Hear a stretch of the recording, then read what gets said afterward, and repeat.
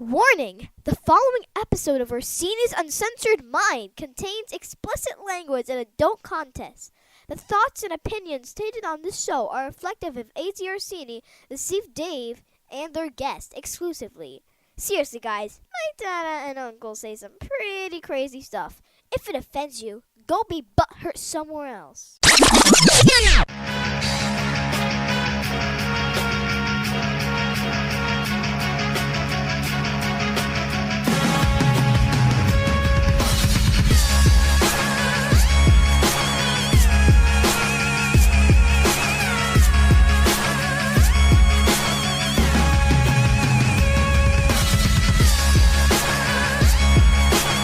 Welcome to Orsini's Uncensored Minds, and now your host, AJ Orsini with Dave. How the hell is everybody out there? It's your boy AJ Orsini, and I'm moving too far back because the screen started blurring everything. I think it's trying to avoid copyright. It is, in case you can't tell by the getup, it is Halloween season, and I'm not anything spooky, but I am cosplaying here somewhat. I'm going to show you exactly what I'm... Well, before I show you exactly what I'm cosplaying as, I am not alone. The Sabbatical of Deception continues, but more word on that by the end of the show. So once again, joining me is the queen of the House of O, Mrs. O. Baby, you there? I'm here. She's here. Now, I put in on my name, where it says my name. Yeah. Underneath, it gives you an opportunity to customize. Yeah. Like if you want to put like some sort of nickname or whatever. Uh-huh. I'm not Elphaba. I'm from the Warriors movie. That's what it says on the bottom. And so, yes, I'm going to post the picture now just in case. Right here at the bottom. Right at the bottom. Right here at the top. Look at that. The side by side. Okay. Now, if I was reversing it, it'd be this way. That's why this black is over here and that black's over there. But yeah, we're doing a shout out tonight to the Warriors here. We're cosplaying here at the House of O. It's Halloween season. And Halloween, that's the last day of October, right? What's that, the 31st? 31st. So that would be Friday. Yeah, Friday. Friday. Spooky. It's not going to be that spooky. Okay, all right. Okay. With like a majority of kids dressing up like K-pop demon hunters. All singing the song. And we live in a predominantly Asian neighborhood, so we're going to hear it a whole ton. Also, side note, we don't want to be judgmental right now, right? We don't want to be judgmental. No. I understand that I am known to my fan base and to my friends as a Met fan, but yet I'm wearing a Yankee jersey right now. But that's just because I wanted to match the picture. Look at me in the picture. You see the picture? Yeah, he's got the stripes going down. I think it's the old New York Giants jersey from like way back in the day. Possibly. That's what the one I think they're wearing in the movie. I got close as I could with the pinstripes, but here you go. We're doing some serious cosplaying here at the House of O. You can't see her, but she's behind the camera right now, also with the lips. She's got the lip thing going, but you can't see my lips puckered up unless we get these subscribers. Oh, that's right. We saved that footage for the Patreon. Unless we get some likes.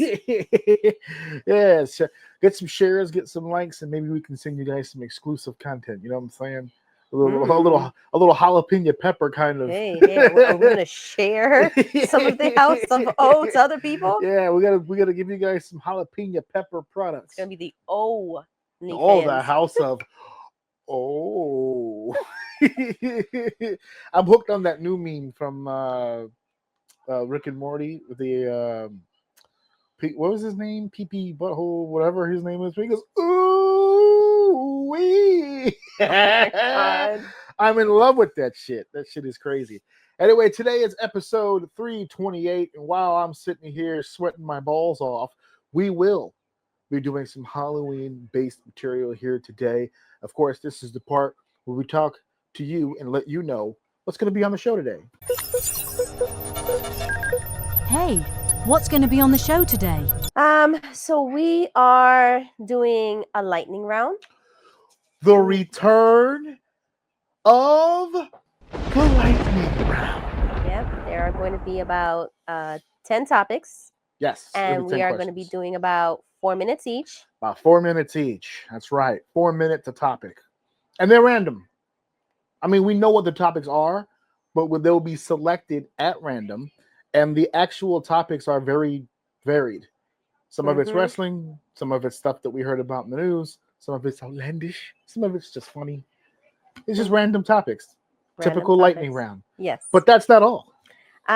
We are also going to continue with the Halloween theme. Halloween. Is it And we moving on are its going to be own? talking about the best and worst moments of Halloween Havoc. Halloween Havoc. And including, 12 of WCW's Halloween Havocs and the 4 NXT Halloween Havocs. Okay, all So encompassing, 16 all the Halloween shows altogether. We're going to try to pick some the of the best some of the best and the worst worst moments. There you and go. discuss the most iconic match that everybody thinks about when they hear Halloween Havoc. That's a spoiler for the hardcores out there. If you're a Mhm. hardcore wrestling fan, you know exactly which match we're going to talk about. And then we will segue into the most current NXT Halloween Havoc that just happened this weekend. Full review.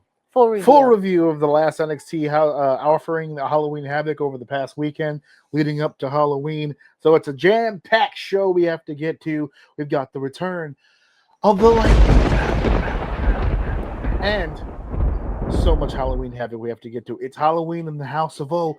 Let's get it started. Dave, it's time to start the show.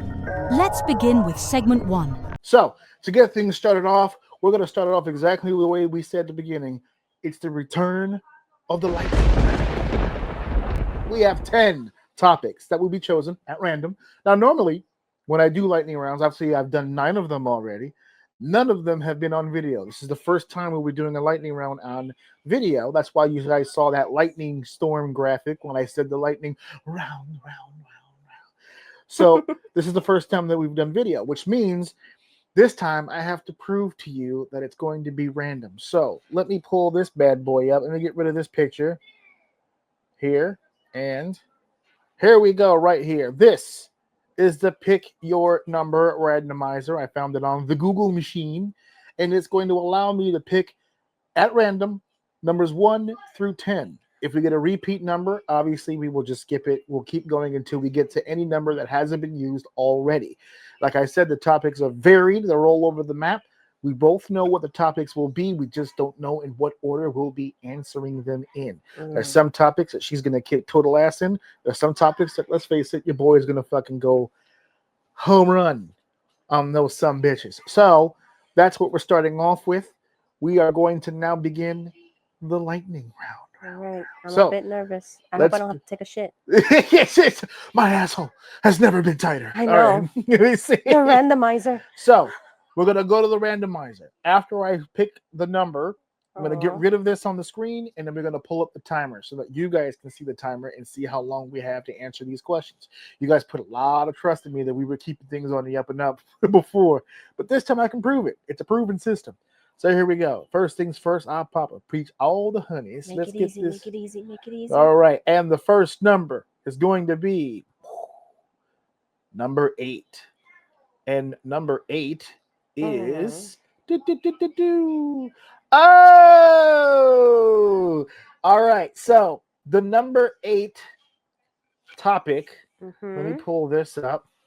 Is I'm going to tell you right now. Oh, I got it. It is Aleister Black. Yep. And Selena Vega and their joint entrance the other day for the first time coming out together, and fans' reactions and your reaction and my reaction to it. Yeah, well, yes. For the most part, we're going to be talking about the comparisons between the 4. Between Aleister Black, Selena Vega, and Karrion Kross and Scarlett. So, having said that, let us, there it is, boom, got it. Bing, there we go. On the screen is our topic. Let's go ahead and bring the timer up. Boop. Got the jump on me. All right, so here we go. I'm going to start the timer in 3, 2, 1. 4 minutes ago. Okay, here we go. No, let's get right into it.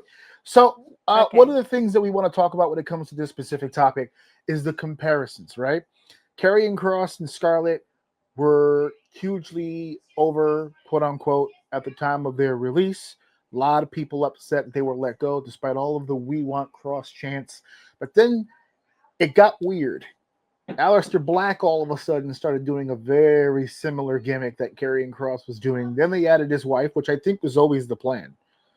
But then they added the wife in a very different way. All of a sudden now we've got an entrance that looks very, very familiar, we'll say. I showed it to you for the first time just the other day. And when I saw it, well, first of all, when I see Aleister Black and Selena, I don't think that they make a very cute couple or a couple that belong together. I'm sorry. They look like they're polar opposites. So they don't naturally look like a good couple to me. I'm allowed my opinion. You can make your face if you want to. No. They're uncensored here on the show. Yeah. Uncensored mind. Already, I don't think that they belong together. I don't think their styles mesh, or at least the styles they present, in the WWE. Maybe behind the scenes, she has a different personality and a different style, which we all know about with the cosplay and all that. Yeah. And based we all on the way know, that she's been presented, yeah, it the way doesn't look she's like presented, they match. yeah, it doesn't look like they're a match. So I already didn't like the entrance because I'm like, like I wouldn't pair her with her him, husband. Yeah. Or his dark gimmick when she's always been very peppy when she comes out. So yeah, super Puerto Rico. Exactly. Remember? So to make her super Puerto Rico with all these bright colors and then super goth, I'm like, out of nowhere, right? Yeah, out of nowhere. Yo soy boricua, but negro. Yeah. So it very much is a complete zig and zag. If you knew her personally, which I've had the privilege of working with her and getting to speak with her, and it's not that far off, but we know that the presentation is what matters the most, and she's never been presented in that light. She's always been upbeat. She's been the cosplayer, right? She does the gaming cosplays for the Rumble and for different shows. She's had the Puerto Rico gimmick, which you know what I say on the show. Whenever you get a Puerto Rican in wrestling, his gimmick is I'm Puerto Rican, and that's exactly what her gimmick was. Then she went off TV for a while. She got traded from Raw to SmackDown, which effectively took her out of LWO with no explanation, obviously no plan. They threw the U.S. title on her just to see how that would work. It did not. So now they were trying to see. They know that she's talented. It's just a matter of finding the spot.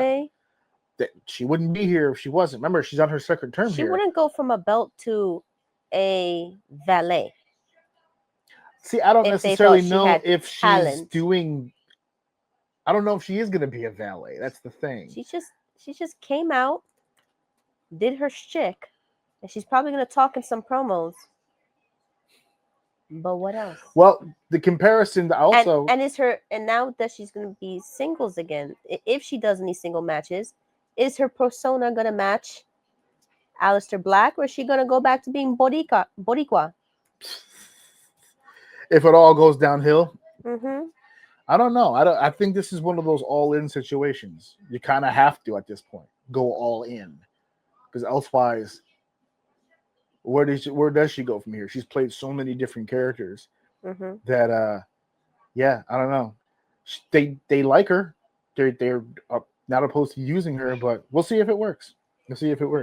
I think when you showed me the video, that's dang. it. I told you 4 minutes is fast. You got to get your shit off. Well, baby. I already started a sentence, so I'm finishing it. Yeah, finish the sentence. Obviously, no. We've done that before. Finish a point if you're in the middle of a point. Yeah, that when you showed me their entrance, if you do it shot by shot with the Karrion Kross and Scarlett entrance, right? Even you noted that it is very similar in the fact that she comes out, then she ducks down, then he goes behind her, then she walks ahead, she glides into the ring, she does a move, she then ducks down for him to like suddenly appear. There's a lot of similarities, and I feel like she and him could have done better because he's a very creative person and he could have come up with something different. If this is your second run and you want to do it with your wife, show that you can be different. This is your opportunity to be creative. Instead, he came back the second time doing the exact same stuff he did the first Who, time. Alistair? Alistair, Yeah. right? Yeah, no, but that's And what he got does. let go the first Look time. what he did in AEW. It's the same thing. Yes, like That's what he does. But you know what? That's also why they let go of Carrion. He was kind of doing the same shtick. Yeah. And if Alistair continues to do it, then he is going to be let go. Well, to be fair, between the two, I think Alistair's better at it than Carrion was. And whatever Scarlett does, I think Zelina's better at that too. So in my opinion, it was an upgrade. But here we go. We're going to pick another number. I'm going to the 4 minutes was too randomize. short. We should have done longer. And here we go. Pick at 9. 9 is Mercedes Monet and her 12 And belts. the 12 belts. So let me go here. And I have it here You may somewhere. start that off. Boom. Here we go. Add this back to the stage. No, don't start yet. Here we go. You want me to start it off? Yep. All right, here we go. 3, 2, 1, bang.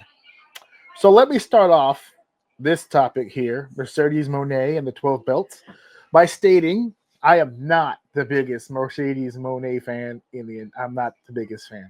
I don't think she's the shits. People go too far with that. But I think she thinks really highly of herself. Really highly of She herself. rubs people the wrong way. But I will say this.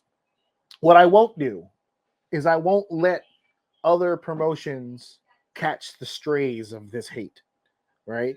She's a businesswoman. You may not like the way she's carrying on about her business, but she's a businesswoman. An opportunity arises, you take advantage of the situation, right? There's a company out there that's willing to part with several $1,000s to bring in a named talent or whatever. Who is she to begrudge them the opportunity? They want to put a belt on her. Who's going to sit there and argue about it? Now, you can go on and on about her as a person, and there's so many people online that do. But what I won't do is let the companies in question have that issue. So the comparison recently with Mercedes Monet is Ultimo Dragon with the infamous belts, the picture with the belts. Mm-hmm. All right. Now she's got a picture of her wearing all the belts. Ultimo had 10. Mercedes had 12.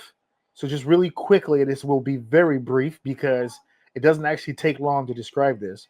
Those 10 belts that Ultimo Dragon had in that photo, right? The two major ones was the WCW Cruiserweight Championship and the NWA World Middleweight Championship.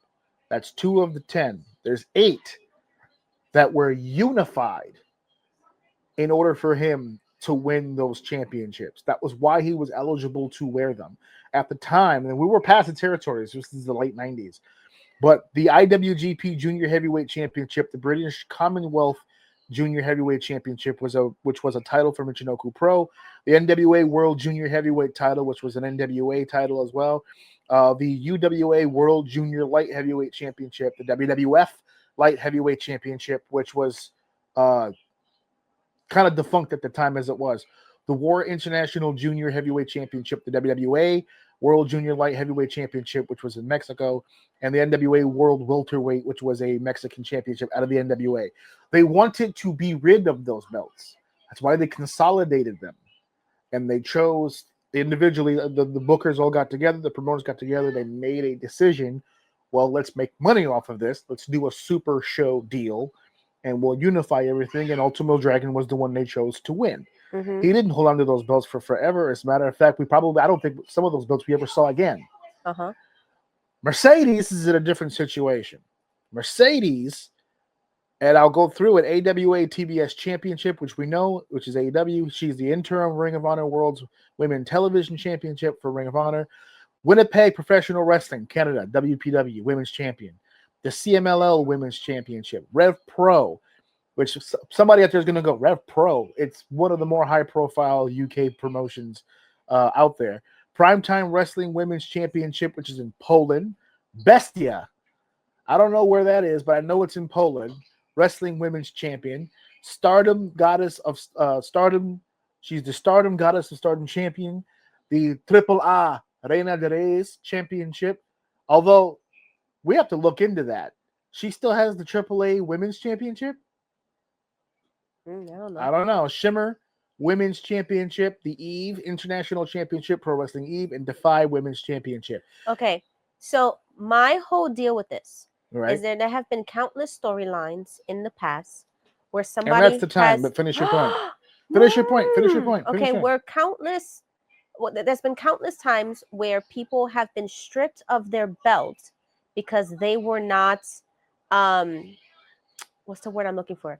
They were not Defended? Or? yeah, defending the belt. Like after 30 days, they didn't have a match to defend the belt, so they were stripped of the belt. Yeah, 30 days is right? a WWE thing, but I get Yeah, the point, right? Yeah. But in the past, people have always said, you know, if you don't, what's the point of having a belt if you don't defend it? Are you truly a champion if you just have a belt for 6 months and you only defended it twice? Subjective. I highly doubt she's defending Mhm. all of these belts while she has them. No, So absolutely not. therefore, they're just huge weights of jewelry and gold on her, and that's it. They're not. She's not a real champion for any of them. For Mercedes, yes. Mm-hmm. For those companies, no.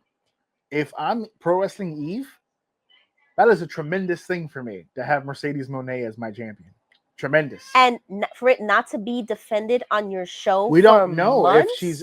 I don't know So when. that means what are the women working for in that company? An opportunity to fight Mercedes Moné. Whenever they get a chance to book her. That's the thing. So you can have a storyline where two people fight, and then what are the rest gonna do? Fight each other until the first person who got their chance has to go against Moné. Because now the whole storyline is going to be that they're all working for an opportunity to go against who they feel might not just be the best in Poland, the best in the world. No. It's like when Lesnar was the Universal Champion. What did the guys on the program do while he was out? They fought for an opportunity to fight him. And they all thought having him as a champion was a sucky ass move. Yes, some did. If the WWE thought different. A lot the did. WWE thought different. A lot did. So I just think she's not a good champion for any of these companies because she's not giving it she's not giving it her all to she can't any of give them. it her all. That's too many companies Exactly. all at once. So she's wearing herself thin. Okay, and right now it's just heavy weight on her. Hey. That's all it is. And for some of these, I would want her to come back to drop it. And I think she needs to lose. That's the next problem. One after the next, after the next, after the next, and after the next. That's the real problem. She can win as many as she wants. Does that mean that she has to job to all these no names to get rid of the belt? Or is she just going to start relinquishing belts at some point? Exactly. What is she going to do? How is she going to lose these? That's the real question. How is she going to lose these? I hope they have a plan. And some of these, she's going to lose them in stupid ass ways. Oh, yeah. And I hope some of these... Fuck finishes galore. Exactly. Exactly. It's going to take a Mack truck for these women to beat Mercedes Moné. And then you can't have a back and forth because if she goes to a company and she goes against their best, who has been working months beating everybody else, and she beats them, now has to be another couple of months for somebody else to get to the top, only for what? Then to lose to them? At what point does she lose to the best of that company? If you want to call the best of the company. Exactly. Yeah. All right, our next number. 3. 3 is the sports athletes. Let's keep track, by the way, of how many sports athletes and them betting on sports. All right. So for this one, hold on, let me start the timer. Oh shoot. There we go. Go ahead. So for this one, clearly, I'm not a big sports fan as you. But I was trying to look into it, and it said a total of 34 people were arrested as a result of a year-long investigation covering 11 states and involving tens of millions. How many people did they say? Dollars. 34 people. Yes, that's the correct number. You know what I mean? And the thing is that, okay, we have had some scandals in the past. You know, like you had, even far back as like 1919, you had the Black Sox scandal. Then you had the point shaving in 1951. Then you had the Pete Rose ban in 1989. That's the biggest example. But you didn't start getting a lot till the 2000s, till it became legal to bet online and all these other places. And a big chunk of the sports that's doing the most damage, I feel like, is the NBA. yeah, you have like one or two people in the NFL, Mhm. which was the Calvin Ridley and the Detroit Lions players, but the That's rest, football. Yeah. what did I say? Football? You said basketball, but then you named the Detroit Lions. No. I said that most of them have been basketball, although you have two examples in the Oh, NFL. yeah. Okay. But a majority of them have been in basketball. It's the easiest game to fix. But it's not only that.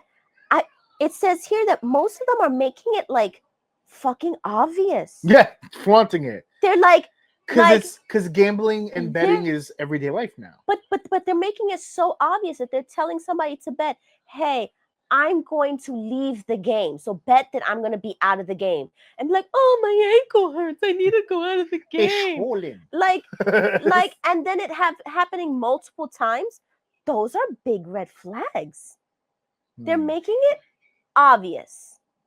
And I'm like, of course the FBI was sniffing around. Yeah.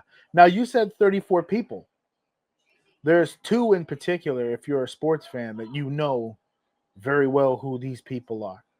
One of which is, a Hall of Famer, right? Chauncey Billups, Terry Rose. Oh my God, I always fuck his name up. Rozier. Mm-hmm. And we're not going to sit here. We only have a few minutes to go over all of the stuff that the people were in trouble for, aside from just the betting. But the actual charges, like for Chauncey Billups, wire fraud, conspiracy, and money laundering conspiracy. Billups was allegedly involved in a high-stakes underground poker ring tied to New York crime families. Prosecutors claim he lured victims into getting into rigged games using hidden cameras, contact lenses, and X-ray tables to cheat players out of large sums. X-ray tables? The FBI described the operation as part of a broader mafia-backed scheme involving over 30 arrests across 11 states. Terry was charged with conspiracy to commit sports betting fraud. He's accused of manipulating his performance at a March 2023 game while playing for the Charlotte Hornets to benefit bets placed by associates. The FBI claims Rozier conspired with friends to profit from inside knowledge of performance rigging. He had previously been investigated but not charged until this federal indictment. It's the easiest sport to cheat. We have, I don't know if you mentioned that in those incidences that you brought up, Tim Donaghy, who was the referee, who did a whole documentary, I think it was on Netflix, of how him and referees specifically rigged games and controlled games.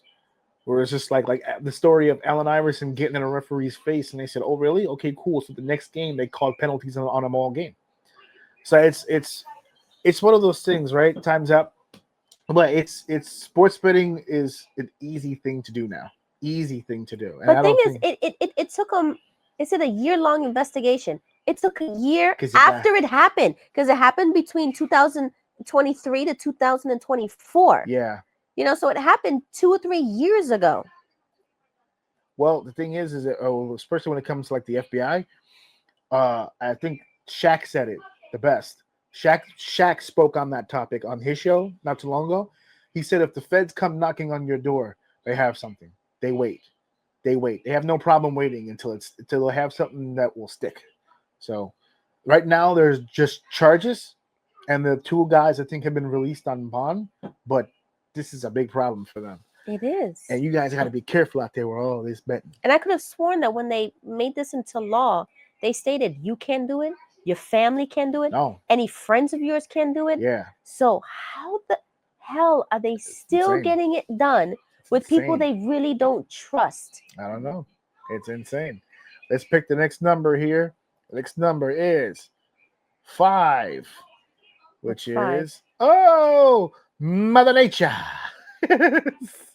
Number 5. So I brought this up as a topic. Let me start the timer real quick before I get started. But yeah, I just brought this up as a topic because he wanted you guys to take a moment and feel like we cared about people around the world. No, we do. We do care about people around the world. But I wanted to bring it up because me and Dave have done, I'm sorry guys, I'm using a toothpick to scratch my face because I have all this crap on and I don't want to get it all over the place. Me and Dave did something when they had the Texas floods and when they had the LA fires, And when we did the research for those natural situations, Mhm. right? You always hear the professionals. I actually played clips on the show from professionals that were talking about the incident Mhm. and how that can happen. And this has to happen and this has to come. But it's like a 1 in a million chance. What's happening right now is a 1 in a billion. Like the fires and the floods, you'll see those.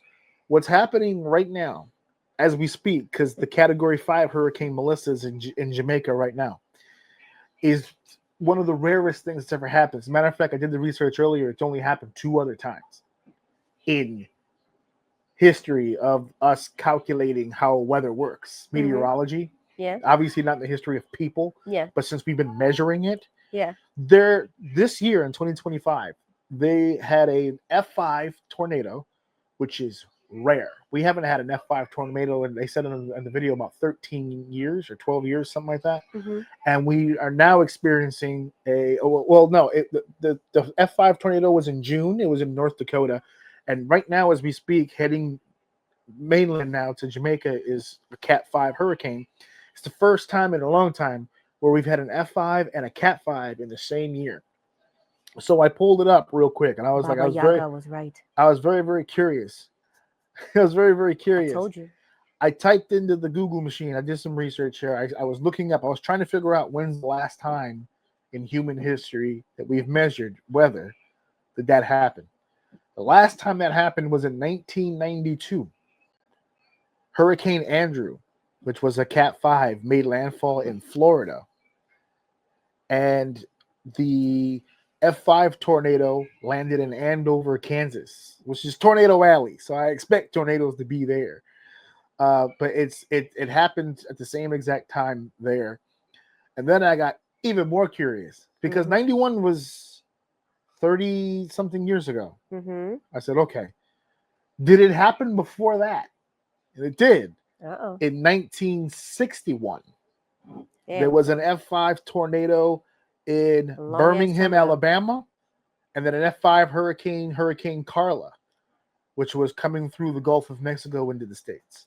So your point is that a lot of natural disasters Seems like every have 30 been years having- this thing happens. Okay, it has been happening this year. Yeah. And I was telling you the other day in the elevator, I believe in some elevator, In some elevator. Baba Yaga somewhere. and Nostradamus. And you like, who? And I was like, come on. Baba Yaga. Those are the two people who predicted, the future. They knew the future and what was going to happen all until like 2055. And Baba Yaga said that for 2025, that there were going to be, natural disasters. She warned of major earthquakes and volcanic eruptions and floods, in Asia, which we've already had some tsunamis, Yep. and along the West Coast, we've already had all those earthquakes, and the fact that, she also predicted some other things, and I don't really believe they have happened yet, but I feel like the steps have been taken to get there.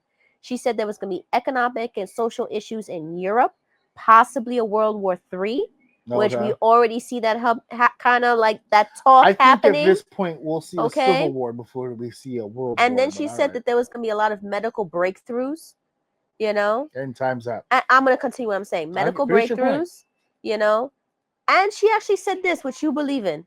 She said she made a prediction stating that humanity will make contact with extraterrestrial life, possibly during a major sporting event. Possibly during a major sporting event, which could cause a global crisis. Man, if I had to pick a sporting event for aliens to finally reveal themselves, didn't that happen in Men in Black? There was a scene where it came something down in a baseball during a baseball game, something like that. Maybe that's what she was envisioning, it happening during a movie. I want it to happen during the Super Bowl, so all the rednecks will step up and protect us. Telling you, don't knock out Baba Yaga. Some of the things she said have been true. Mm-hmm. He's not exactly the boogeyman. He's the man you send to fucking kill the boogeyman. Ah, you see. And our next pick, it says 8, which we already did. 4. What is 4? 4, which is hell of a boss. Hell of a boss. Oh, you know what? I just realized I never changed. Oh, that sucks. What happened? I didn't change the banner for the last thing that I did, so it says something else. Oh, I'm sorry. That stinks. That's going to be a rough edit. All right, here we go. Hell of a Boss. So, Hell of a Boss is a TV show. I guess you can call it a TV show. Me and Joe Pombo are still trying to figure out the wording on that. Okay, so look, I found some information on it because I'm Well, like, why? He was on Amazon Prime, is what I was going to say. You No, guys no. It didn't start on Amazon Prime. Was it a We YouTube caught thing? on to it Oh, on it was a Amazon YouTube Prime. thing. It Yeah, was. yeah. It started on YouTube.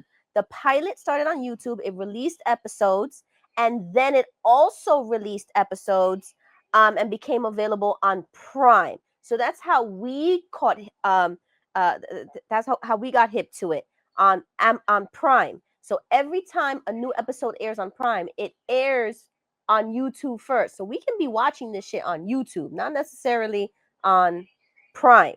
Right. Okay. And then what I thought was interesting was that a lot of people were praising the fact that it's animation. Mm-hmm. They still kept the quality of the animation, even though it transferred over to Amazon Prime, and it still looks good. Like, that's good animation for it being a YouTube show. You know what I mean? Like, it's on point. Yeah. Considering it started there, the animation is high quality. I can see why they got picked up. It had exceptional 2D animation. The writing. You know, it's fluid, vibrant, detailed, strong voice acting, engaging characters. Although a lot of people are saying that they're not liking how the story has changed over the seasons. They felt like too.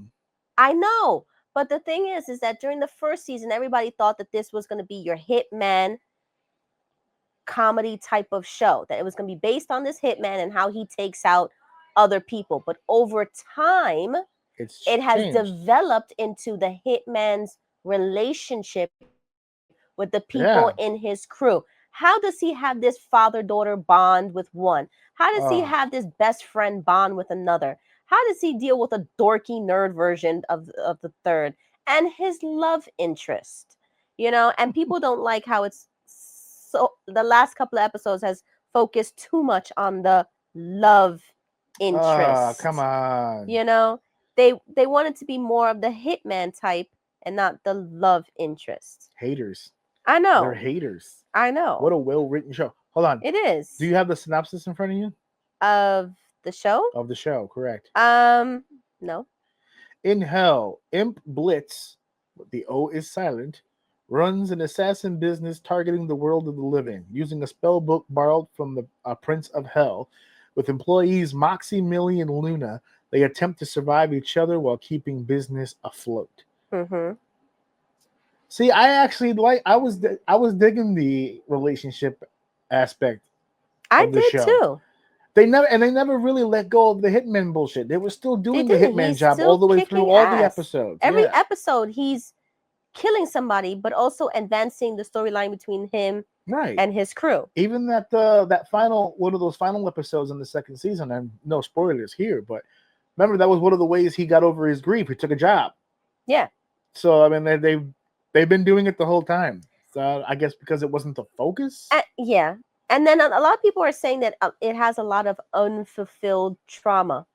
I'm like, well, how do you fulfill trauma? Yeah, how do you fulfill? How do you fulfill that? You know, and a lot of people it definitely hits on a lot of sensitive topics. It does, and a lot of people are saying, you know, when it comes to trauma, you either try to get over it or you evolve. And some of the characters are not moving past it, and they're not evolving. And I'm like, because maybe it's not their fucking time.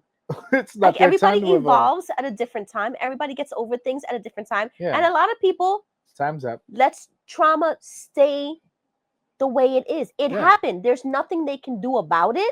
There's nothing they can change about it. Yeah, it happened, and that's it. It's the way it is. I think that's what makes people uncomfortable. But there's other people out there that see the trauma, admit the trauma, but leave the trauma exactly where it is, and then they sing about the trauma. They're musicals. Oh, Stolus. Oh my God. Stolus, man. They have Stolus my heart. Yeah. So there's a lot of musicals on there, a lot of singing. There's a lot of LGBTQ representation. Oh. Not as much as Has Been Hotel. True. They really gave up on okay, see what Has Been Hotel. Really, they wouldn't even have a season 2 if they weren't even on Amazon Prime, because season 2 didn't come out until it got put on Amazon Prime.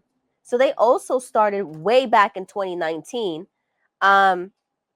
And they just recently got their second season, and it just came out on October 29th, 2025 on Amazon Prime. So if it wasn't for Amazon Prime, I don't even know if that show would get a season 2. So honestly, I think Amazon Prime really pushed it forward. Good. And It's really let working. people see what's happening. And that's you know the thing about critics. Unless several thousand, if not millions, of people feel the same way, it doesn't really fucking matter. But you know what's awesome about it too is that they had a one-day only release on Broadway. Who would have thought a YouTube show that was an animated show would have a Broadway one-night only? We just talked about that last week. You know what I mean? So keep an open mind. Yeah, keep an open mind. Who knows? Maybe Netflix might start doing some Broadway shows, and maybe all these streaming sites might, like, they have to open doors. Why not have Haluva Boss in the movie theaters? You see? Imagine they had like a one-day open, like a first episode release only in movie theaters. And that the only way you can catch the first episode is if you saw it in the movie theaters, and then episode 2 and on will be on Amazon Prime. Or you would have to pay an extra $5.99 to unlock episode 1 on Amazon Prime if you didn't see it in the theaters. Right, way to make more money. Let's pick another number here. Oh, damn. And it's 4 10. was too short. 4 was too short. 10. 10 is what?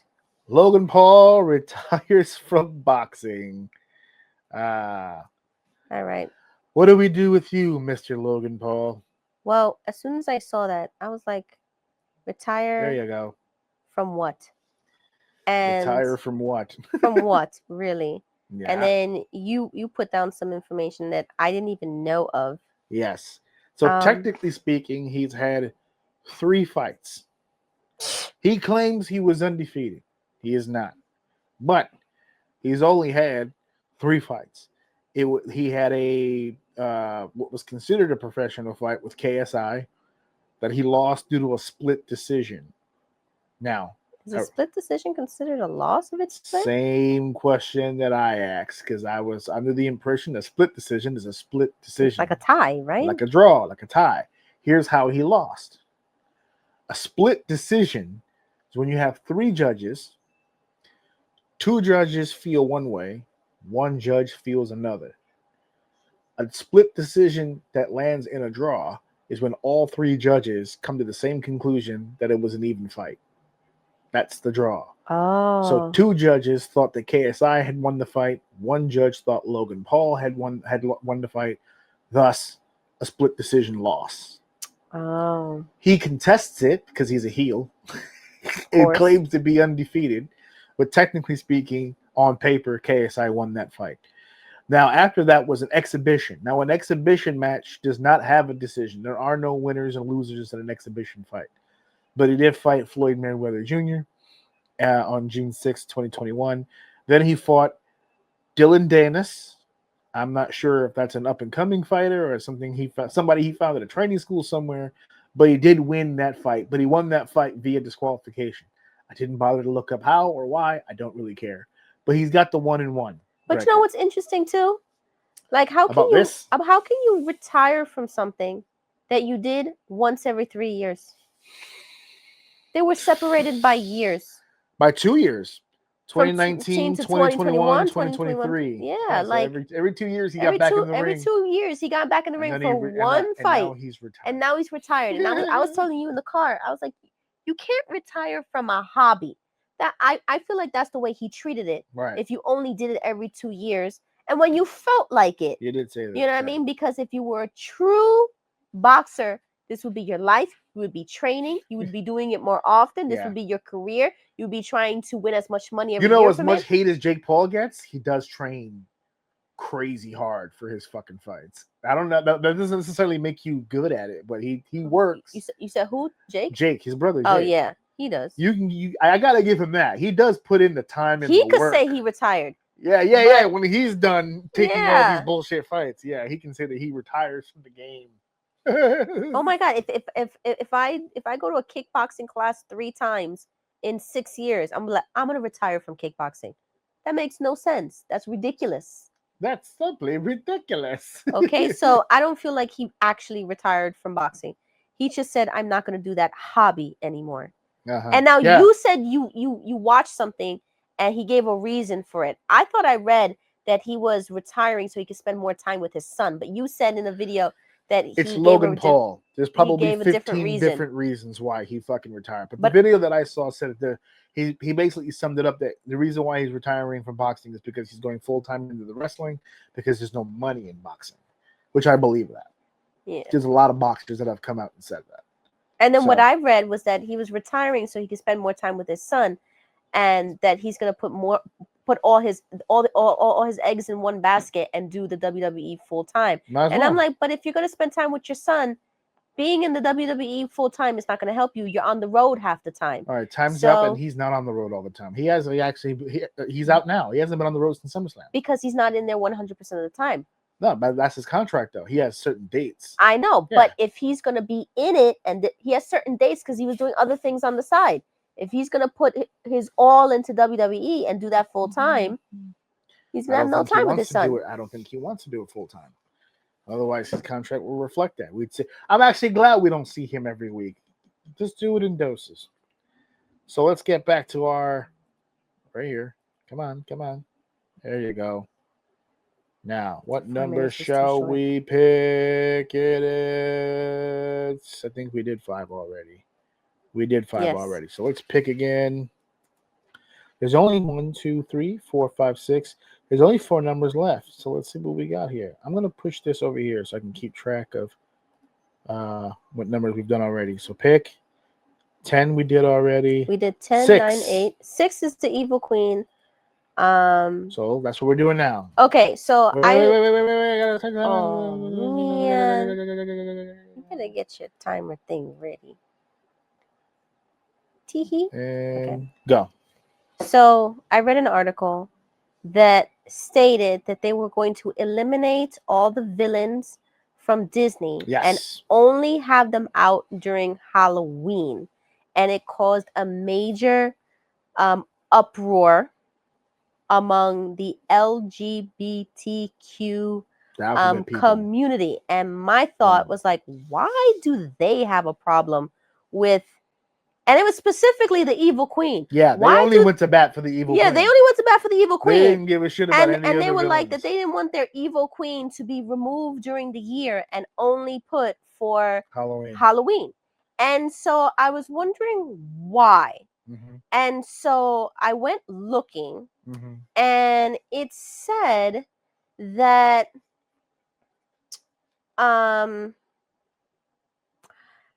so it said that they went to bat for the Evil Queen They being because the fans. yeah, they the fans, because the Evil Queen, among some other characters,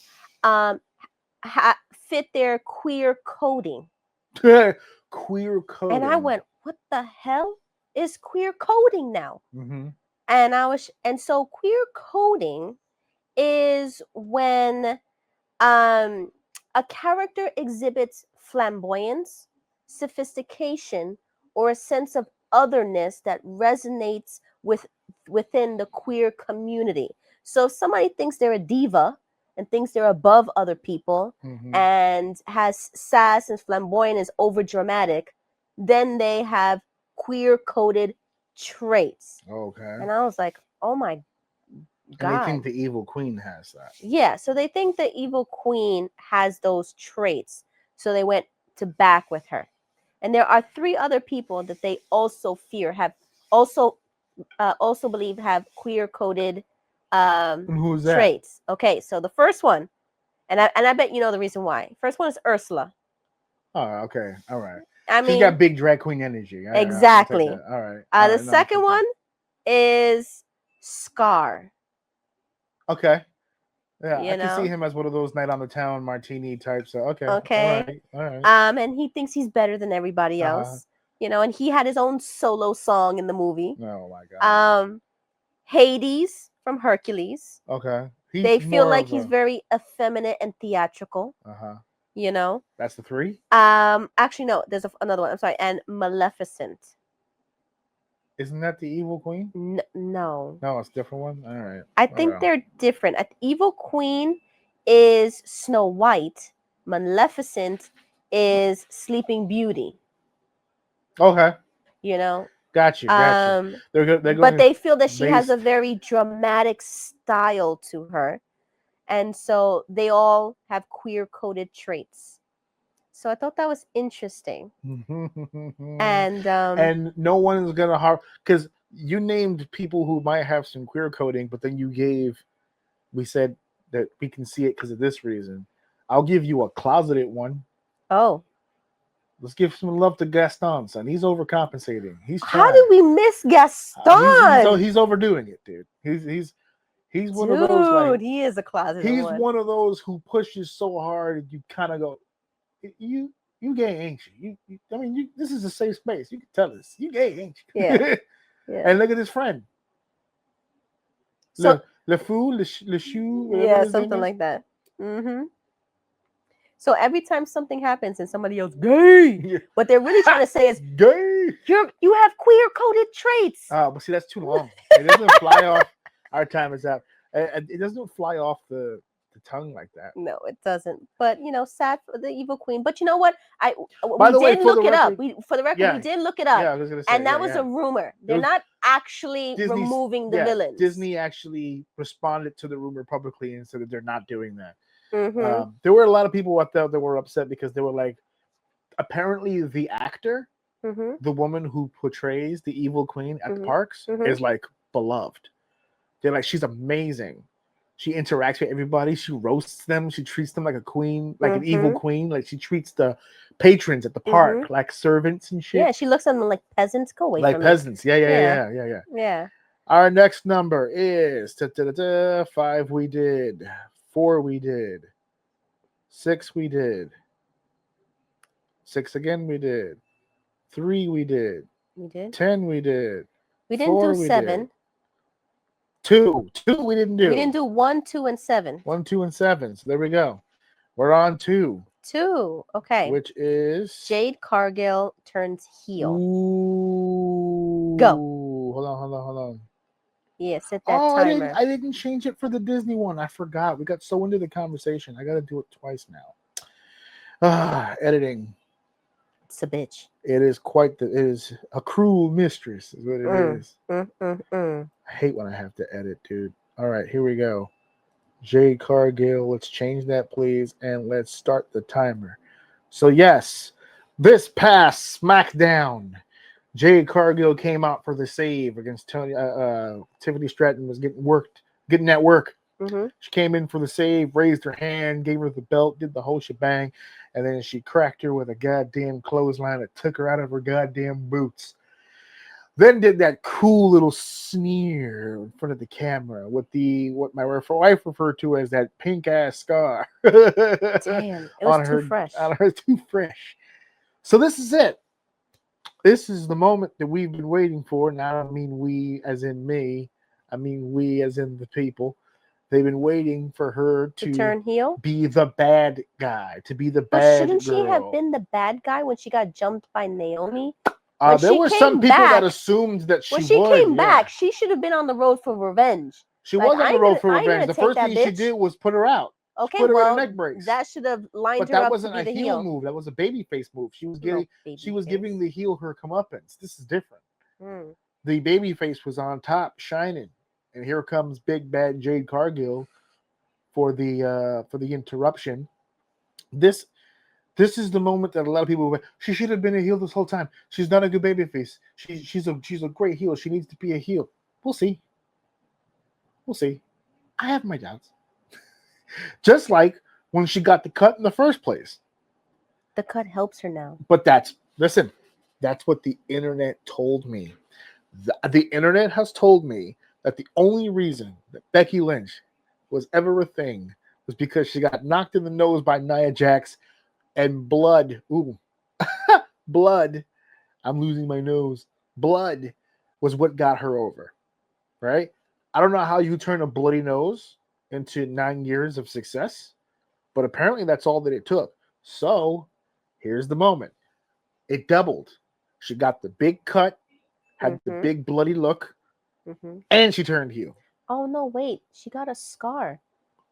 What could be more villainous than that? Well, it might give her queer-coded traits. Oh, that's like true. Scar. Yeah, she's gonna start getting sassy now and all Who kinds of knows? stuff. Yeah, but this is it. This is it. When she was in AEW, the excuse is, well, she can't really work all that well because she's new and no one's really training her. Then she went on the big run for the TBS title, and the reason people gave, because it was when people were defending the fact that it wasn't a good run, well, they're not giving her quality opponents. Then she left the WWE, and everyone, okay, now she's going to get good training, she's going to get quality opponents, right? Then she came into the WWE, and they teamed her with Bianca Belair, and then I'm like, oh, she's not getting better because she's working with Bianca. She needs more ring time. Bianca's doing everything in the ring. She's just watching. Okay. Then they put her in a storyline where she got jumped and thrown into the car windshield or whatever. They broke up the tag team. All right, yeah, now this is it. Now watch. This is going to be the real Jade Cargill. You're going to see her. She about to tear it up. No. Nothing. They said, well, the issue is because she's a baby face. God. All right, so now we're on to the next babies chapter. can't do nothing? So now we're on to the next chapter. Now it's she needs to be a heel in WWE now. Okay. No. So what happens She now? needs to do more eye pokes. If this doesn't step on some toes, you can't do a ball shot on a woman. Can you do like a taint punch or something? How does that work? I don't think anybody has hit my private and it has hurt. But you've been hit in the private. I did once. Oh. Somebody. Well, not hit. It was All right, more like time's up, boy. I want to learn more about this situation. You got hit? You didn't get hit? It was more like I had a pole between my legs and they just pulled my legs and it kind of like hit the pole. Like pressured against the pole Yeah, or something? but that's the it. same thing. That's not, yeah, I guess not. An equivalent would be like if But you were standing balancing on the pole and And then you fell? slipped or someone pulled your leg and you just crotched right onto the fucking, Nope. like a straight shot to the No. fucking choach. No, nothing? No. No, well, there you go. I'm not stupid. I don't put I'm myself in not those situations. stupid. I've never had my vagina punched. No. No, thank you, sir. You up? No. It I've was had the it pounded. powdered. Oh, she's had it pounded. My bad. Okay. My bad. Nailed it. With my big wooden stick, baby. Mm. Let's go ahead. Now we only have two numbers. 1 I've and let 7. you hit home runs. Couple grand slams. Stolen a few bases. Hold on a second, baby. It's either 1 or 7. So I'm gonna keep clicking till we get either 1 or 7. Okay. Yeah. Another 4, a 9, a 3, a 4, a 2, a 4, a 9, a 1. God damn it. Okay. All right, here we go. The top. 1. Oh, all right. The eye poke I was talking about. Oh, Haha. dude, it's Tom Aspinall in the eye poke. Let's pull this I in. know. You were so surprised. You're like, hey, are you reading about Yeah. the results? She And I picked went- this topic, and I went, boys. Yeah. She picked And the then you were topic. like, so how did it end? I was like, oh, he got an eye poke and it ended super fast. And you were like, no. You were Yeah. in fucking belief. I'm going to start the fucking thing now Oh. because Okay. right before this show went on the air, I was showering and I screamed real loud. And my wife is in the other room going, what happened? I Tom Aspinalled myself. Yep, he did. Right here in this very eye right here. If not for the black makeup, you would see a really red eye right now. Uh-huh. It's still bothering me, but we're powering through. Mhm. And it just went, hey, watch out, like that, right into the goddamn eye. So change the background, start the timer. I wanted to, timer's on. I wanted Oh. to, I wanted to watch the fight, I know. but I completely forgot about it. I think it was like a 2 p.m. start time. I forgot what it was. Yeah. Because it was in Saudi Arabia. Not Saudi Arabia. It was in Abu Dhabi in the United Emirates over there. And I completely forgot about it.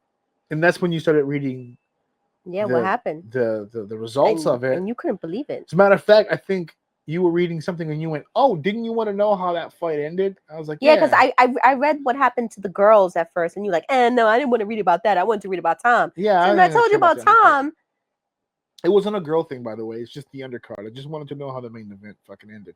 And then you said, First round stoppage, no contest due to an eye poke. Now he fought, I believe it's Cyril Gans, I think is how they pronounce it. Look, any professional fighter will tell you, an eye gouge has to be on purpose because you're trained to keep that fucking hand closed, right? Now we can sit here and argue about the eye poke, whether it's legitimate or not legitimate, which is what I thought people were going to argue. I thought all the professionals were going to get together and say, hey man, I don't think he meant to do it, or I think that was intentional because they did say that there was multiple warnings. Everybody said no, his eye was in there.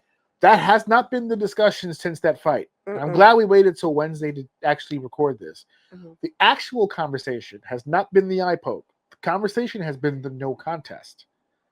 Oh, him stopping it. No. Just the idea that a referee or the governing body would make the claim that the fight is ending due to a no contest because he got poked. Tom got poked in the eye. And I think it was Chael Sonnen, legend in the game, former champion. He said, accidental or not, it's a poke to the eye. That's not a no contest. It's a disqualification. That should be a win for Tom Aspinall. It shouldn't be a no contest. It shouldn't be held up. Whether he intended to strike him in the eye with his fingers or not, it doesn't matter. The infraction happened. It would be like in another sport if you broke a rule, but instead of being kicked out for the rule or ejected for the rule, they just decided to call the whole game. Well, he was offsides. Well, he didn't intend to be, so let's just call the game off. What? No. It's an eye poke. He poked him in the eye. He made attempts at poking at the eye. He should be disqualified. Oh, yeah. You told me like twice. The referee told him twice to keep his referee, before the actual thumb in the eye, there closed. was 2 warnings he had given him about keeping his hands or his fingers out of Tom's face. So whether you agree that it was intentional or not, there's a lot of fighters and a lot of people who are MMA like professionals who are saying it really doesn't matter if it was intentional or not. That it should have been a disqualification. He broke a rule. Disqualification means that the guy who did the eye poke loses. Yes, and the guy who got poked would be the winner. So they didn't give Tom the win. They just said, you know what, fuck it, both sides. We'll just call it off. It's a no contest. Oh, weird. I know. I didn't. But he kept the belt, right? Well, he was going to keep it regardless. Yeah, but the belt's not even an issue. It's the call. It's like, why would it be a no contest? He poked him in the fucking eye. For real. That's a disqualification. Does this mean he gets a rematch? It could. Oh, snap. Let me turn this off. Yes. I don't think he's completely out of it. This has happened to me before, boys and girls. Don't worry about it. We're professionals here. We know how this works. Pombo's probably laughing his goddamn. Oh, she's got her phone on. That's hilarious. She's got her phone on. I feel like I'm at a Michael Jackson concert. To be honest with you. My flashlight on? Not my phone, my flashlight. There we go. So what happened is that my light was running on its own interior, and there's a battery inside of it.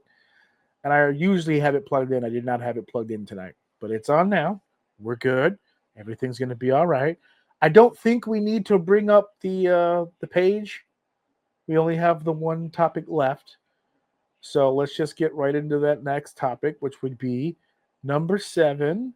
And that is La Boo Boo Friendsgiving. Oh my God. I love. Hold on, let me put this timer on. Okay, and put the background. What background? Whatever background you were trying to put in these things. Okay. So let me tell you a quick story. Oh, this is gonna last more than 4 minutes. So this is gonna last more than 4 minutes. I had never heard of La Boo Boo until last year, maybe midway, maybe in January. Me and Alex came in and we saw a box sitting on top of a bench in our hallway. And we looked around and Alex goes, nobody's here. And I went, true. And he goes, can I take it? And I went, well, how about if somebody left and they're coming back for it? He goes, but there's nobody here. And I went, you know what? They're lost. So we took it home. And I said, what is that thing? And so we opened it up and it was a La Boo Boo. And that was the first time I ever saw a Labubu's face. I had never seen it before. That was the first time I seen it. And then from that moment on, I felt like I could not see it anymore. It was everywhere. We saw it everywhere. Then I started seeing it in 99-cent stores. And I was like, wait, I was just in the 99-cent store the other day, and I didn't see this Labubu. Now that I saw this one Labubu, they're all popping up all over the place. Now everything is Labubu. Okay, everything was Labubu. And I was like, Alex, why do you like this? He goes, why not? It's a scary, cute little face. And I'm like, oh my God. It's a scary, cute It's a scary, cute little face. Now, I saw it for the first time, like last year, like around January, February, March, somewhere around there. Apparently, it's been out since 2015. And I'm like, how did I not see this for the last 10 years? Also not surprised. It's a Hong Kong invention. But the thing is that I think it may have something to do with a company that took it over. So from 2015 to 2019, the company How to Work was producing them. And then it switched over to Pop Mart. And I think that's when it became this huge fad. Phenomenon. This phenomenon. Okay. And I was like, the way they describe it is zoomorphic elves. Okay. Zoo what now? Zoomorphic elves. Okay. That's weird. Exactly. It's zoomorphic elves with exaggerated facial expressions, a monster with sharp teeth, large eyes, and a scruffy appearance. Okay. And then what I thought was interesting too is that, you know, they just recently got a float in the Thanksgiving parade. They're going to have. And they're going to have. Yeah. But I originally said, wait a minute, how can they have a Thanksgiving float already if they've only been out for like a year? But they haven't. They've been out for a decade. They've been out for a decade. And so I went, wait a minute, how do you even get a float? Okay. And so in order to get a float, you have to contact Macy's. You have to pay an entry fee of like $200,000 to $250,000, and it's ranged. Then you have to collaborate with a team, and you have to work with Macy's team of artists to design and create it. And it takes about 18 months of planning, design, and construction to even get a float. That means they've been planning this since before last year's Thanksgiving. If it's gonna and it didn't even pop off yet. So how did they know it was going to be this huge fad? It was already a fad. No, I hadn't seen it. I had only seen it 6 months ago. I know. But 18 months ago, they started this process. Yeah. How the fuck did they know this was going to pop off? For it to be in Thanksgiving of 2025, they would have had to have started the float process in 2023. March of 2020. Exactly. And I'm like, yo. That was 8 years. Not only that, it has to make it through the Lincoln Tunnel. What? To get here. So if it can't get through the Lincoln Tunnel, you're also asked out. So altogether, to pay the $200,000 fee, what's the shipping? You need an extra $30,000 to $100,000 to make the float. Not only that, the float is not even representing Thanksgiving. Nope. It's representing Friendsgiving. Yep, that's what they've chosen to do. Okay, so it's not even representing the Macy's Thanksgiving parade. It's a Friendsgiving float. Okay? Well, they're not the first ones to invent Friendsgiving. But the thing is that it became so huge. Like within the last year. So again, the last year they popped off. That the viral popularity of Labubu in Thailand was so big that they started putting it in Buddhist amulets. Okay? I'm just realizing now I don't think I ever started the timer, but that's all right. And they started having sacred tattoos, okay? Of the Labubu. And then political parties started to have the image of Labubu on their clothing, on their clothing, on their logos, and everything like that. You know, it started to become incorporated into temples in Singapore, into their festivals. you know, and the Labubu started to be dressed like gods. I'm like, it's kind of crazy. It started to like really become part of their just natural culture and religion in Asian countries, and now they're coming to the United States and they're in our Macy's Thanksgiving parade. I always That's thought what it is. that when something became afloat, it's because it was an iconic toy or image that You're that wrong. it had been around for decades, and because it was so popular for so many decades and it's iconic, that's when it became afloat. And I was like, yo, the Labubu was not iconic for me. No. No. But that's not for you. And then I was trying to really look at how it really started, why it really became a fad. And I told you, it was last year when I first saw it. A girl from Blackpink had it as her keychain. Oh. And people noticed it and went crazy for it. That's it. Little boo boo nuts. Okay. So I couldn't believe it. I couldn't believe it. La Boo Boo Friendsgiving. That's what we're looking forward to. Boo Boo Thanksgiving. Well, Friendsgiving. This completes the 11th lightning round. And so we're going to be doing a lot more Halloween Havoc stuff coming up very, very soon. We're going to stop for a commercial. When we come back, we're doing the best and worst stuff, and we're doing NXT Halloween Havoc. Stay tuned. Hey guys, AJ Orsini here, and I am super excited to let all of you know that we have completely rebranded the official OUM YouTube channel. We have changed the handle, we've changed the look, we have changed the feel and the vibe of OUM's exclusive YouTube channel. Now, all you need to do to access this YouTube channel, it's very, very simple. You go into the search bar, you type in OUM Network, or you can type in youtube.com/@OUM Network. It'll take you right there. This is going to be all encompassing, every aspect of OUM officially on YouTube. It's going to be the episodes, it's going to be the shorts, the reels, the independent spotlight, it's going to be the OUM Minute. It's all of your OUM needs on the official YouTube channel. Check it out today. Let's keep this show going. It's time for segment 2. All right, guys, we're back. I still have my bat. As a reminder, as a refresher, I'm going to put it up again so people don't freak out when they see it. There it is. Another shot at the picture of the dudes from the Warriors. These are the baseball gang and the Warriors. I put it at the bottom. I'm not Alphaba. And for anybody else with wise-ass comments, I'm not Yoda either. I'm not Piccolo. I'm not Gumby. But he's melting. No, Yeah, I am slowly melting in this thing. It's starting to harden. I don't know how you women do this with the stuff on the face. Just caked on this makeup. But yep, we're here now to continue our Halloween. Well, we're starting our Halloween conversation. The stuff that we just did a second ago wasn't very Halloween-y, but here we are combining our love of Halloween and wrestling together. I just put more goop on the goddamn bat. And now it's time, let me click the button here, to do the best and slightly worse of Halloween Havoc. Mm-hmm.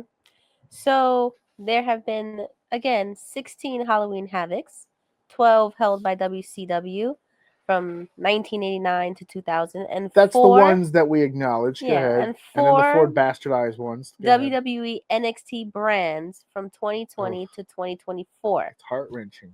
Okay, now I picked the best and I picked the worst, and we'll talk about them. But I do have an underrated one from the NXT that I think we should talk about. Now, this is your personal list here, or you found this online? I found it all online. Nice. So we'll discuss it. Let's go. Let's okay, do it. So let's talk about the best. Okay. Okay. So it's all gonna be okay. Go ahead. Let's talk about the best. Okay. So what is some of the best? Oh, you just reminded me. First, I gotta turn this off. The first one that is the people think of often when they think of Halloween Havoc. They think it's one of the best matches of all time, not just of Halloween Havoc. It was a really great match. People praise this match a lot. You know what it is, folks. And you can talk more about it. Mm-hmm. but it's often called one of the greatest matches in WCW history. It was technical, high flying, Oh, it had everything. and it ended up with Hard-hitting. someone winning the WCW World Cruiserweight Championship. Mhm. This was 1997, Rey Mysterio Jr. versus Eddie Guerrero. Do you agree? It's one of the best matches. Of course. There's actually more to the stipulation. It was title versus mask, which is another aspect that people I don't think people know this, but I think there's a good majority of people who remember that at one point Rey Mysterio was unmasked in WCW, Mm-hmm. but I don't think people understand the trials and tribulations that led to that. And it culminated at Halloween Havoc in that match. They were unmasking luchadors left and right. And the ultimate luchador to get unmasked, what they wanted to do was Rey Mysterio Jr. And there were a lot of people behind the scenes not happy with it. There were some people that were for it, some people against. I think it was Scott Hall that told them, "Why you got a mask for? You pretty." But yeah, so I think Ray told this story publicly, so now we can share it here on the show.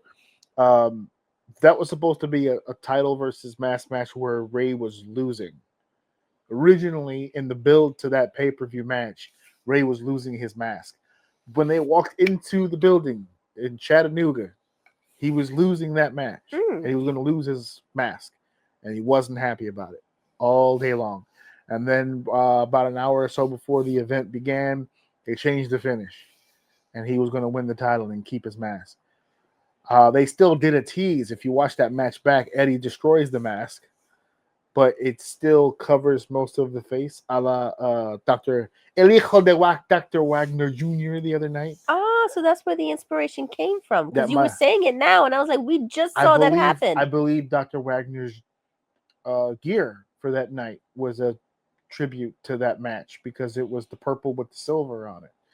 So I think Oh yeah, we'll talk about that in the next segment when he we talk was about being dressed as what was he dressed as? Phantasmo or Phantasmo. the Phantom from the movie. Yeah. From the Phantom, yeah, the Billy Zane movie. Yeah, that was the whole idea. And I think he also mentioned that was the first match he had where he wore a mask that was connected to the gear. He had never worn a mask like that. I don't think he's worn it since. And the reason for that, I think he hasn't worn it since, is because he was nervous about that match with Eddie because Eddie's style is call it in the ring. Mm-hmm. So before that match happened, he gave him the old, "Hey, just follow me, kid." And Ray was pissed because the gear was so fitting. It fit perfectly, but it covered his ears. He couldn't hear very well.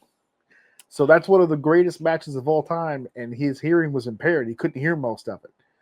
Damn. So they just that's professional. That's just flowing with shit. Dangerous shit. To this day, that moonsault DDT is still one of the most beautiful fucking executed moves of all time. All time. That's an all-timer. You are correct, sir. That is an all-timer. One of the greatest Halloween Havoc moments of all time. All right. The second one that people have high up there was Vader versus Cactus Jack, 1993. Aha. It was a Texas death match. Mm-hmm. And people consider it brutal and violent. Right. And they said it was the best example of spin the wheel, make the deal stipulation. Mm-hmm. A stipulation that Bischoff would later bring to WWE as Raw Roulette.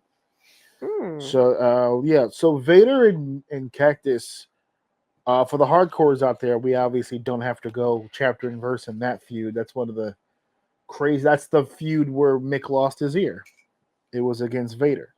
That was the one where he does the Cactus used to have this spot. It's an up and over spot with the rope where you throw Cactus over the top rope, but he keeps rotating. So imagine like the tip of my finger is the head. He goes over the top rope and then almost hooks it in between the first and second rope, and he turns the rope so that his neck is in between the two ropes. He gets caught. He's done that spot 1,000 times. Once he's hooked and secure, they start beating on him or whatever, and the referee helps with the rope. He slides out. It's a normal routine. This particular match was in Germany, so they used different types of ropes. They were using more steel wired ropes than normal. So he did the spot with his head, the rope hit his ear, and when they were pushing his head to get through the fucking thing, his ear stayed on the rope as he came through and fell to the floor of the ring. Oh my God. Mick still says to this day, it's a beautiful thing in wrestling. The referee saw the ear and didn't freak. He grabbed the ear and gave it to a ringside person and had them put it on ice. It's what saved part of the ear. They put it on ice so that he could take it to the hospital and hopefully get it re-sewn on. But that brutality, that incident, shit, I didn't know that. that incident with the ear led to so many more matches between them that it always felt like it could be life or death because body parts are just falling off. So you're like, oh my God, these guys really beat the shit out of it. So to take it back to Halloween Havoc in an American audience, that's part of the hype. It's like these two really try to murder each. They don't wrestle each other. They try to murder each other. It was an attraction. It was humongous. I didn't watch a lot of early WCW when Cactus Jack was there because they weren't on TNT yet. When Cactus Jack was there, it was early 90s, so they weren't on TV all the time. So you had to be like a fan. Like you had to know where to catch it on TV and catch the pay-per-views. So I didn't watch it often. But when Vader and Cactus Jack got together, the kids made sure that that's on the television. Made sure. Yeah, we have to make sure that's on the TV for sure. Oh shit, I didn't know that story. Yep, that's the infamous ear story. Damn. That's where he lost it against Oh my Big God, Von that Vader. that is a moment. That is the best moment. Not for him. But definitely is for us. Definitely is for him. He credits that to. He still to this day credits that moment. That's what began the hardcore reputation for him. That he could take a beating. He wasn't doing death matches yet. People forget that. When he was in WCW, he took a lot of punishment, but he wasn't doing the IWA, the FMW death matches with the exploding rings and the fire and shit. He hadn't done that yet. He was just some tough guy on the independents and doing WCW shows. That he did a lot of crazy spots to the floor. Like that was stuff that didn't happen back then. When WCW and him started doing more of a rental service kind of thing, that's when the real, like the barbed wire and the bed of nails and shit. But before that, the ear was the most hardcore thing at the time that he had done. And they were like, whoa, that was the beginning of a rolling ball of just torture for that guy. So for him, they made him rich. Damn. He lost an ear, but he gained a reputation. For real. It's like Sabu and the torn bicep. It's right up there. Shit. Okay. Sabu, you ever seen your own bicep, brother? From the inside? You ever seen your own bicep? That's a Saturday night, brother. Damn. All right. Let's continue on this positivity trail. Oh, we're still going down the path. If we call losing an ear positive, I still think. But okay. Is Ric Flair and Sting versus Terry Funk and the Great Muta in 1989. How can you hear that match and just not assume off rip? It was that it's a banger, right? It was the inaugural Halloween Havoc, and it was in the Thunderdome. So what's that? 89, right? Something like that. 89. It was in the Thunderdome, and it was considered a physical and exciting match. And it set the bar high for the rest of the matches to come. It's 4 of the greatest of all time in a match at the time that was a first, the Thunderdome. We had traditional cage matches at that point where the cage is wrapped around the actual apron of the ring. This is considered the precursor to like Hell in a Cell, and TNA did a Terror Dome. Is that what they named theirs? Remember that big red one that we saw? Yeah. It was like this. This was the first of its kind, where it allowed for a cage match to take place with access to the ringside.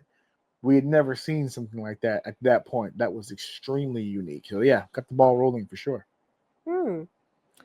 Is that Flair? It was Flair and Sting, you said? Mm-hmm. Against Terry Funk and Muta. Mm-hmm. That's young Muta, by the way. That's not.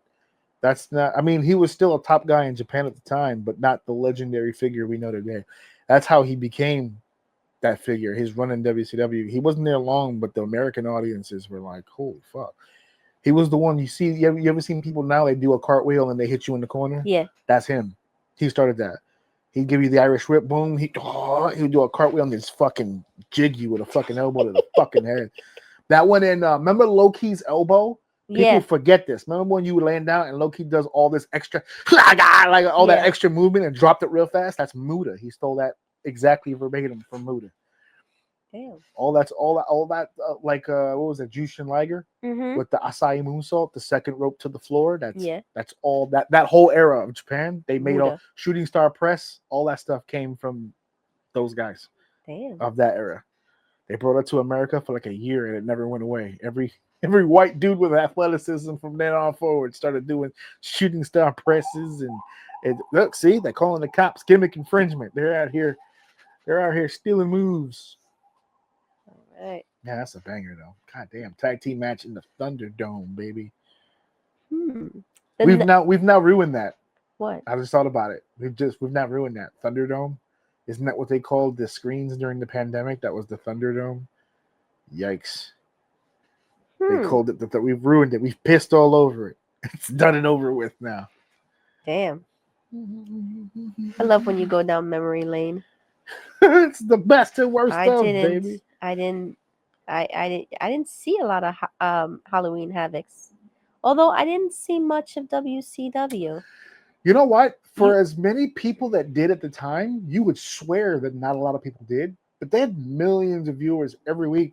The famous 82 weeks in a row that they beat WWE in the ratings. They were the number one rated program on TV. But if you fast forward to today, you don't hear a lot of people talk about WCW, which is crazy. I'm on a binge right now. You've seen it. I've been watching Gold Nitros. Great fucking stuff. I forgot so much about what happened on those shows. It's fucking crazy. At the time, heat of the battle, Attitude Era, WWE versus WCW, everybody was all over it. But now, 2025, ECW got 2 one-night stands. We didn't get one WCW reunion show, not once. Damn. Not once. It is what it is. It's Bishop's fault. Okay. So the next one WCW? is, and this one kind of underrated. Underrated. I like this. You know, where we headed. But I like people this. are still considering it a great one. You might disagree. It's a biggin. You might disagree. Let's see. I might. But 1997. Halloween. Halloween Havoc. Okay. You want to guess? No. Keep going. Okay. Macho Man Randy Savage versus Diamond Dallas Page. And that was the night Macho made a fucking star. That was actually no. Let me take that back. That was the blow off for sure, but you could make a strong argument that DDP and Macho had uncensored before that was a star making situation for DDP. DDP to this day still says, "I don't become world heavyweight champion without the Macho Man." That was one of the best feuds in WCW history. Because it says it was a Las Vegas sudden death. Yes. Last man standing match. A lot of words, word salad, but it was an no disqualification last man standing match. That's all that it really was. Okay. But a lot of words, a lot of verbiage. But Macho was one of those, when those WWE guys left WWE and went to WCW, the Hogans and the Hacksaw Jim Duggins and even the Mean Gene Okerlunds, like when WCW started buying all that talent, Macho Man was, I'm telling you, he's the only WWE guy that went to WCW and said, "Oh, there's a whole plethora of new guys that I've never wrestled before. Let's have some fun with that." And he's out here wrestling all their faces. And DDP, at the time that he wrestled DDP was maybe mid card. He was trying so hard. This is why if Paul Green's watching this, he's gonna be pissed. This is when DDP was walking out to the ring and with his ribs taped for like months, because they were working this angle that he was this blue collar tough guy, and he never calls out sick, never takes time off from an injury. So he injured his ribs in a match, and then for like several months he just constantly had his ribs taped because he wouldn't let it heal, because he kept taking bumps and he kept wrestling matches and all that. And then it was the Macho Man. Well, it's definitely described as he's the everyman underdog who clawed his way to the top of WCW through grit and perseverance. High five. They called it emotional and personal, that match. Was it Yeah. emotional and personal? Well, also take into consideration DDP's gimmick change when he went from I forgot what the fuck his name was before. The Diamond. It wasn't the Diamond Stud. That was Scott Hall. I think it was just Dallas Page. I don't think he did the Diamond thing yet, but he had the Diamond Girl with him, which was his actual wife. Mm-hmm. And Macho. Miss Elizabeth, right? No, Macho had Elizabeth. And Kimberly. Kimberly was Page. at ringside. Right. So that's So is that the personal aspect that's of where it? the personal aspect, because the wives got included into the feud over time. Okay. So yeah, so that's where the personal stuff comes from. But their feud originated. Imagine this, folks. Imagine this. Outside the box thinking, right? You know how this feud started? DDP and Macho Man had a match on Nitro, which was supposed to be a throwaway match. Macho was like in the feud with like somebody else, but it was like a throwaway match. Remember I told you, he just wanted to wrestle top guys. And I'll never forget this story because it's great. I don't know if it was Arn Anderson who told it. I can't remember. It was booked for a Nitro. It was DDP. It was Macho Man. And DDP was like, okay, well, he thinking in his head, I'm obviously putting Macho over. So how do we want to do this? Like elbow? Like, how do you want to do this? And I'm going to butcher it, but I forgot who was booking at the time. They had come up with a finish. Macho was, oh no, what's going to happen here is that we're going to get right in the middle of the ring. DDP is going to give me that diamond cutter. It's going to be 1, 2, 3, lights out, brother. That's it. He's like, what? DDP is just going to beat me with his finish. That's it. Done. And they're like, what?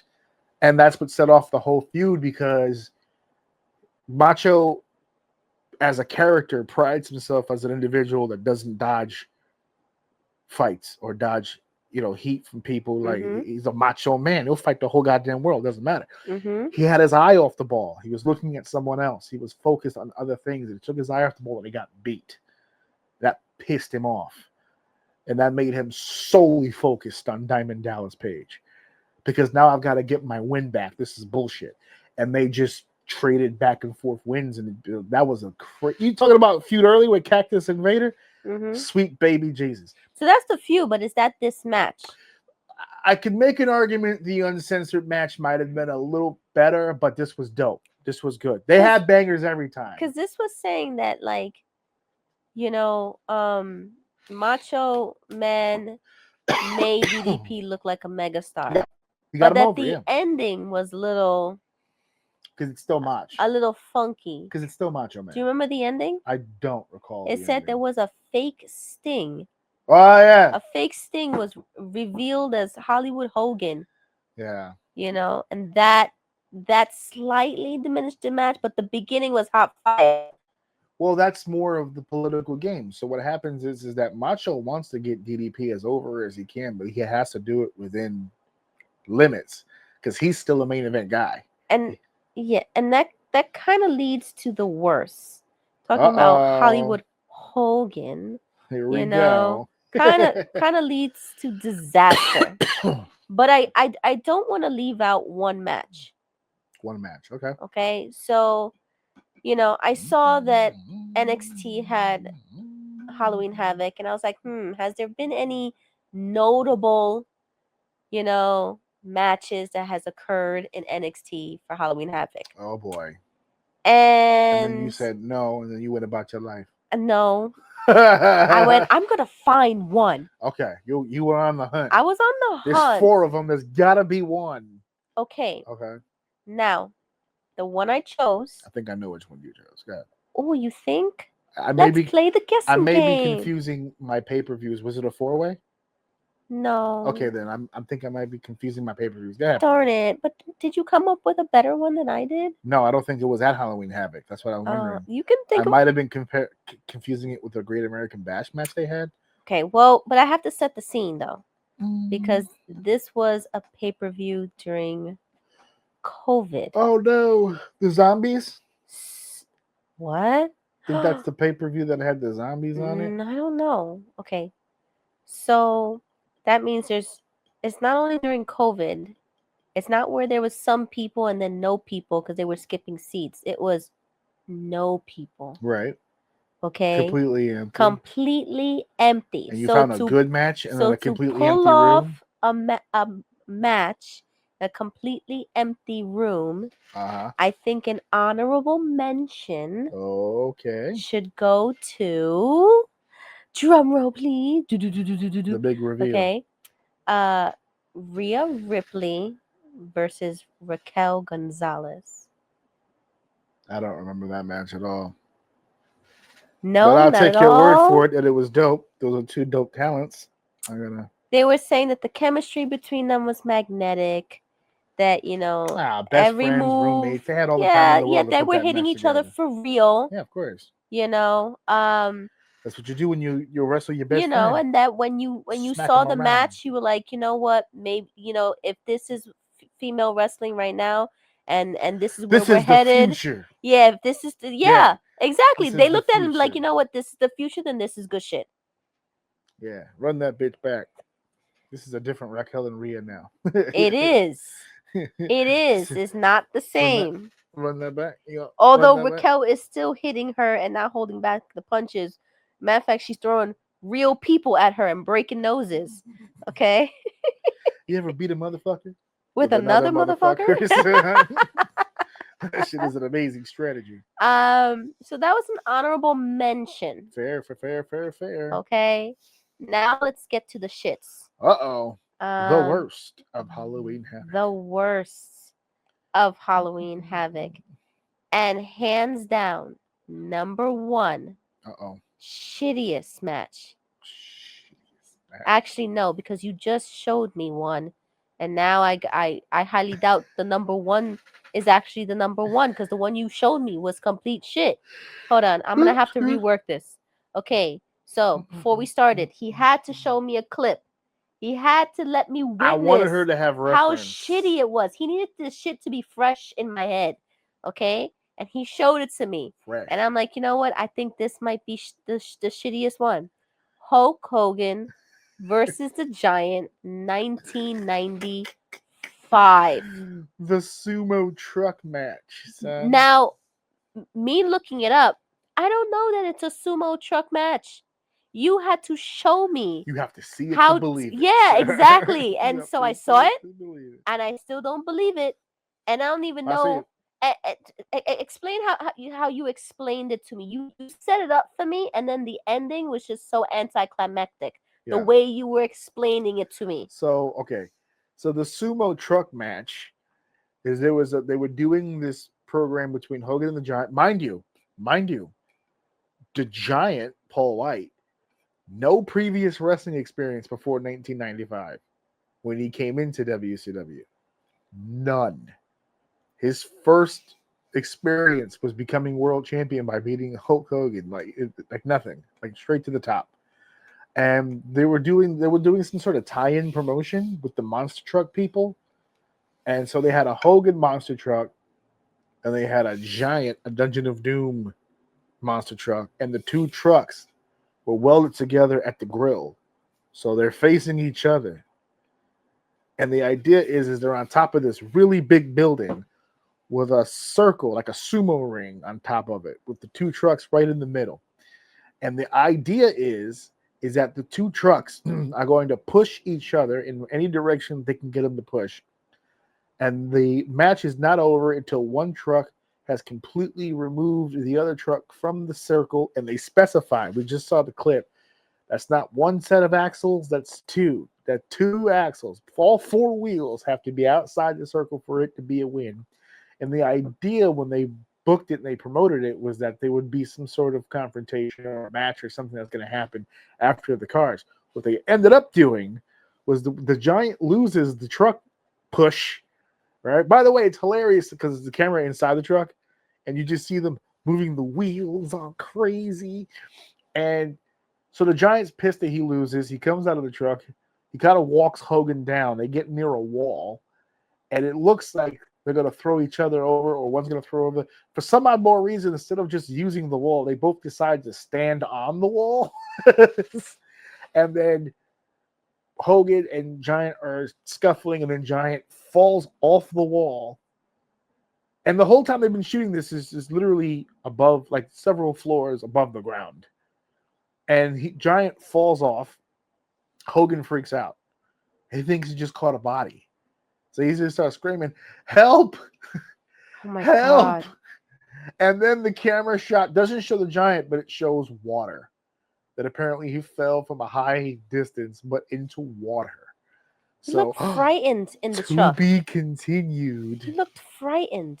He looked scared to be in that truck. It was amazing. Okay? It was amazing. It was terrible. I actually don't remember And I watching didn't even- that live when it happened. I do remember hearing about it and seeing some of the clips on Nitro. I obviously didn't watch that whole pay-per-view, Mhm. but I remember them talking about it. So when you remember in the old days when they were because when they had a pay-per-view on Sunday, they usually had a replay on Tuesday. Mhm. Reason for the Tuesday instead of back-to-back is so that you could have the pay-per-view on Sunday. Then the people who are watching Nitro for free will come on, and they could push for 3 hours. You got to see this pay-per-view. Come see it tomorrow night on the replay, and then so it's an opportunity to promote it one more time. Mhm. So when I saw it live, I didn't see the pushing and the pulling and the grimacing and I just saw pictures. They did like a slideshow of pictures, so it looked crazy. You're like, this is insane. But then when you watch it, you go, okay, yeah, it's insane, but like on the opposite side of the I spectrum, know. this is crazy. It's considered the match that fans wished they could forget. Yeah, unfortunately, I don't have a memory of it up until recently when I just saw it. That's the reason why I showed it to her. Because I'm watching Nitro from the beginning, and this is one of the earlier Nitros, 95. So I had seen it recently, like the other week. So when you brought it up, I was like, oh my God, yeah, we have to do this. We have Oh to my talk about this one God. specifically. This is bad. Okay, the next one. And again, we have to thank our dear old help Hulk Hogan Help, help. versus the Warrior, Conan. 1998. Okay. Widely considered one of the worst matches of all time. And this was a rematch. Mhm. Yeah. And it's considered, it said it was filled with a nonsensical promo from Roddy Piper, that there was overbooking, and there was just, it was a poor quality overshadowed everything in this match. Yeah. This was, I say this cash grabs. Mm-hmm. This was a cash grab. Hogan and Warrior never got along. Ever. Even going back to their infamous whatever WrestleMania 6 match or whatever, they never liked each other. This was an opportunity to stick it to Vince, put on a major league pay-per-view with two former icons of WWE, and the whole "it doesn't work for me, brother." Well, Warrior was also like, "Hey, well, that shit don't work for me, brother." And as much shit as Hogan has talked over the years, he's not exactly known for his physical fighting ability. Mm-hmm. He's been intimidated on quite a few occasions by people. That's why I've never liked Hogan. And Warrior's one of those Reminds people. me of somebody else that has no wrestling ability And talks. and is overrated. Oh God, here we go down that path. Actually, kind of funny. He, the one you're talking about subliminally, used to get a lot of comparisons to Warrior during that. What, Warrior To or War- Hulk? To Warrior. No, Hulk. Because of that shock and awe value with the not really being able to wrestle. They thought he doesn't wrestle well, but for some reason there's that one section of people that really like him. That's what Warrior used to get. When I was a kid, if you were a Warrior fan, you kind of almost got picked on a lot because it was just like, he doesn't like the one who does all the screaming and the weird with and the vapors and the winds of Jupiter and the moon and all that. Like, what the fuck is happening here? It was Bray Wyatt before Bray Wyatt was cool. Where Bray Wyatt would just come out and say nonsensical shit. That's the same shit Warrior used to do. He did it here in WCW. But Ultimate Warrior, What does Roddy Piper have to do with it? I think he might have been the ref. Ah. Another little inside deal for those of you out there who don't know. Ultimate Warrior did a lot of stupid shit in WCW, but there was one thing that he was a part of that ruined something else that didn't involve the main event scene. Ultimate Warrior, by accident, ruined the British Bulldog's career and eventual life. He killed himself after a while. And he didn't intend to, but it's funny how things happen. So the screw job happened in 97 in Montreal. Mm-hmm. So Brett left. When Brett left, so did British Bulldog. Mm-hmm. And eventually, I think Jim Neidhart went too. And they went to WCW together. Owen stayed for several reasons, which ended up costing him his life as well. But British Bulldog, the reason how he ties it is the Ultimate Warrior. I don't know if it was his debut or one of the matches or whatever. They did a deal where they put a trap door in the ring so that he can come through the trap door and appear in the ring on some sort of like special effect. Uh-huh. But whoever put the trap door in didn't pad the trap door. So right in the middle of the ring, where everyone works, is a big metal door as opposed to the ring, like the wood and the plywood and the foam. Mm-hmm. It's just a metal door. So Bulldog's having a match earlier on the card. He took a backdrop and landed right on the metal door and broke his back. He never recovered. He continued to wrestle. He rehabbed. He even went back to WWE, but he was never the same after that. That injuries would led to the painkillers, which led to the alcohol, which led to the domestic violence, and eventually led to the suicide of the British Bulldog. So the Ultimate Warrior is fucking people up left and right, even if he wasn't really trying to. Damn. Yeah. But this is Halloween. Ooh, spooky. Oh my god. It got dark. I'm just For saying. real. Well, let's get darker. Let's get darker. The 1991 Mm-hmm. Chamber of Horrors match. Okay, I was gonna bring that up as an extra. Oh, you were. That was the one. your extra. That was my extra. Okay. Okay, so does it have a description there? Okay, so they described it as a very unique match. Oh yeah. You know. However, it was a logistical nightmare. Okay. Yes. So now you explain to us how nightmarish it was. Okay. This is gonna be quick, but it's gonna be embarrassing. It is 1, 2, 3. Okay, it's an 8-man tag. It's Abdullah the Butcher, Cactus Jack, Vader, and the Diamond Stud, which was Scott Hall. El Gigante, later known as Giant Gonzalez, Sting, and the Steiner brothers, Rick and Scott. Right?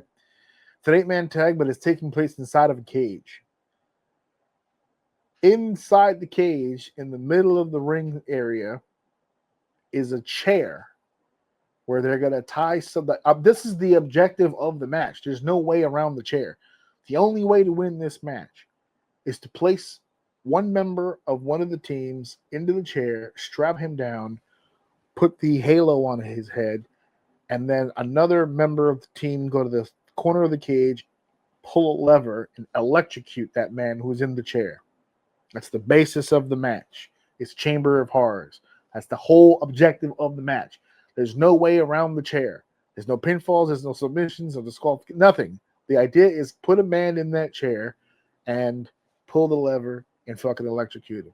Now, as far as the logistics go, this is why this thing went off the rails, and it went off the rails fucking fast. First and foremost, where do most wrestlers tend to work their matches? In the middle of the ring. Well, in the middle of the ring is a goddamn chair. So they had to work around the ring. Around the chair, around the ring. They had to figure out how they're going to make this stuff work. This was not designed for wrestling, as far as wrestling holds or moves. So they just had to fight. That's all it really ended up being. Now, before we get to the electrocution, the biggest fumble of the whole match, which is hilarious. Abdullah, Cactus, Vader, and Diamond Stud are the heels. They're the bad guys. The other team are the baby faces. Mm-hmm. Toward the end of the match, the heels had overcome the baby faces. They put Rick Steiner in the chair. They were preparing to strap him. Abdullah the Butcher was attempting to strap him. Rick was trying to fight him off. It's a struggle. Cactus, being wise, he goes, I think Abby's going to win this fight.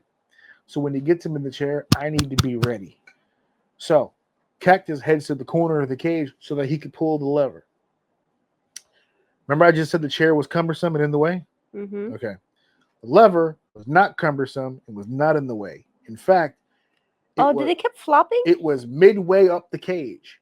So in order to get to the switch, you have to climb the cage a few feet to do that. Uh-huh. Now, as Abby and Rick are fighting in the chair and Cactus is climbing the cage, the lever falls down on its own because of all the friction from the cage. The lever falls. So Cactus is in a panic because that should symbolize the end of the match. He should be getting electrocuted right now, but nothing's happening. So he starts to climb. You know, Mick and cages, they take a minute. He's trying to get up there as fast as he can. Now, the spot is supposed to be when Cactus gets to the lever, he's going to gloat, sell to the crowd, but he's not looking behind him. So as he's gloating, Rick's going to get out of the chair, switch with Abdullah. He's going to put Abdullah in the chair, strap him, put the halo on, and back up. So when Cactus pulls the lever down, Abdullah's going to get electrocuted, which it all did happen like that, but it happened like this. Flair and Abdullah do the old switcheroo. He straps him to the chair. Cactus does the whole cell job, but as he's looking up, he realizes the fucking lever has fallen down. So he panics. He starts climbing the cage. So now he's not looking at who's in the chair. Luckily for him, Abdullah's in the chair, but he's not set up right. Not all the way, not yet. But he's got to pull the switch now. He can't wait because it's already down. So this is on camera. He pulls the lever up, gives it a second, pulls the lever down. And when he pulls the lever down, they shoot off the pyro in the ring. And the halo lights up. And what makes it look crazy is that the cage lights up. For whatever reason, instead of just the halo area, like an electric hair, like in the movies, the whole fucking thing lit up. So everyone who's in the cage, who's on the floor, is now just a few feet below exploding shit. And they're just, what the fuck?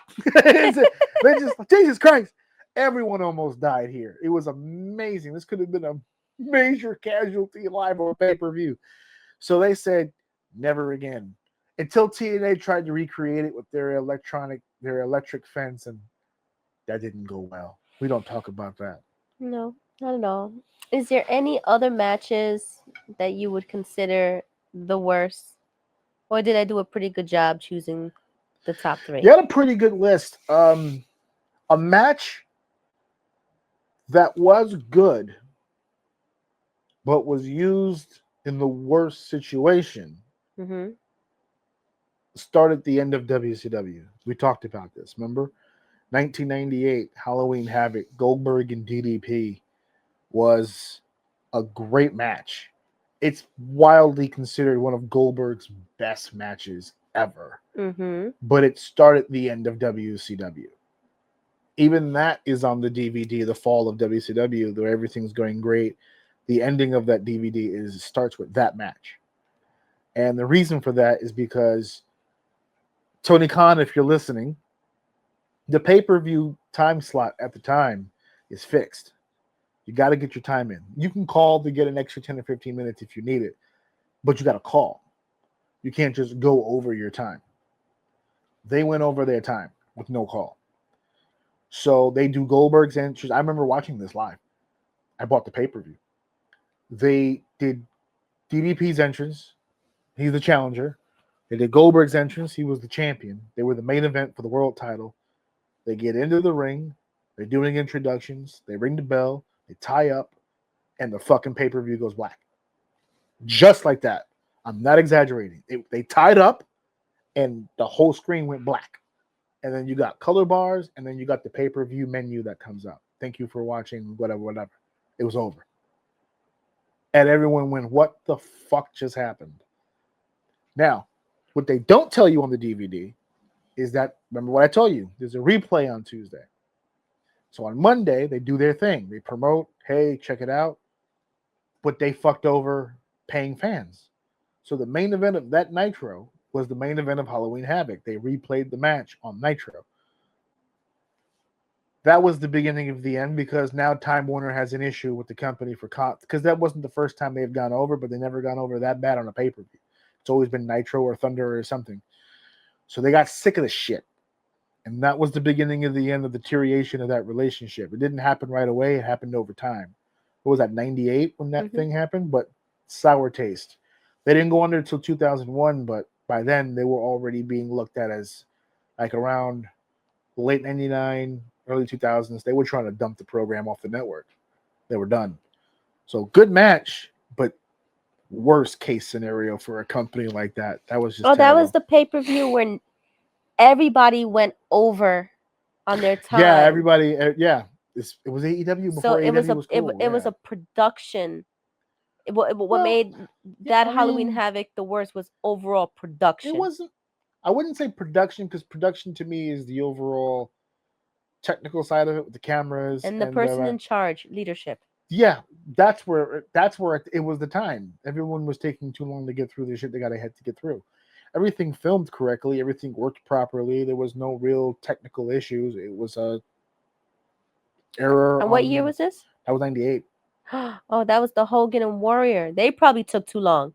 That might have been it. Is what it is. That was the beginning of the end after that. One thing I will say before we move on from the Halloween Havocs, though, from the thing, the reason why I think it was a lot of people's favorites, that set, the entrance with the big Halloween Havoc pumpkin and the Halloween get up with the lights and all that other shit. We were laughing. We're about to talk about the NXT Halloween right now. We were laughing at that setup with the spiders on the screen and the cobwebs and shit. But the Halloween Havoc set from way back when, crazy. People used to go gaga. When they put it in the games, where you could use the WCW Halloween Havoc set in the video game, every custom room, every custom match you go to on the game, when you play online, it's all Halloween Havoc. Everyone goes back to Halloween Havoc. That was one of the best fucking... that one, and I want to bring the fish hooks back. The backlash fish hooks that moved. WWE used to have, the WWF at the time, the pay-per-view backlash, they used to follow WrestleMania. They used to have these big giant fish hooks that moved like that. They swung back and forth during entrances. I'll show you after we record this. It was crazy. I want that back. There's a couple of them I'd like to have back. We'll see. But that's the best and worst of Halloween Havoc. And now, unfortunately, we have to move on to our main event.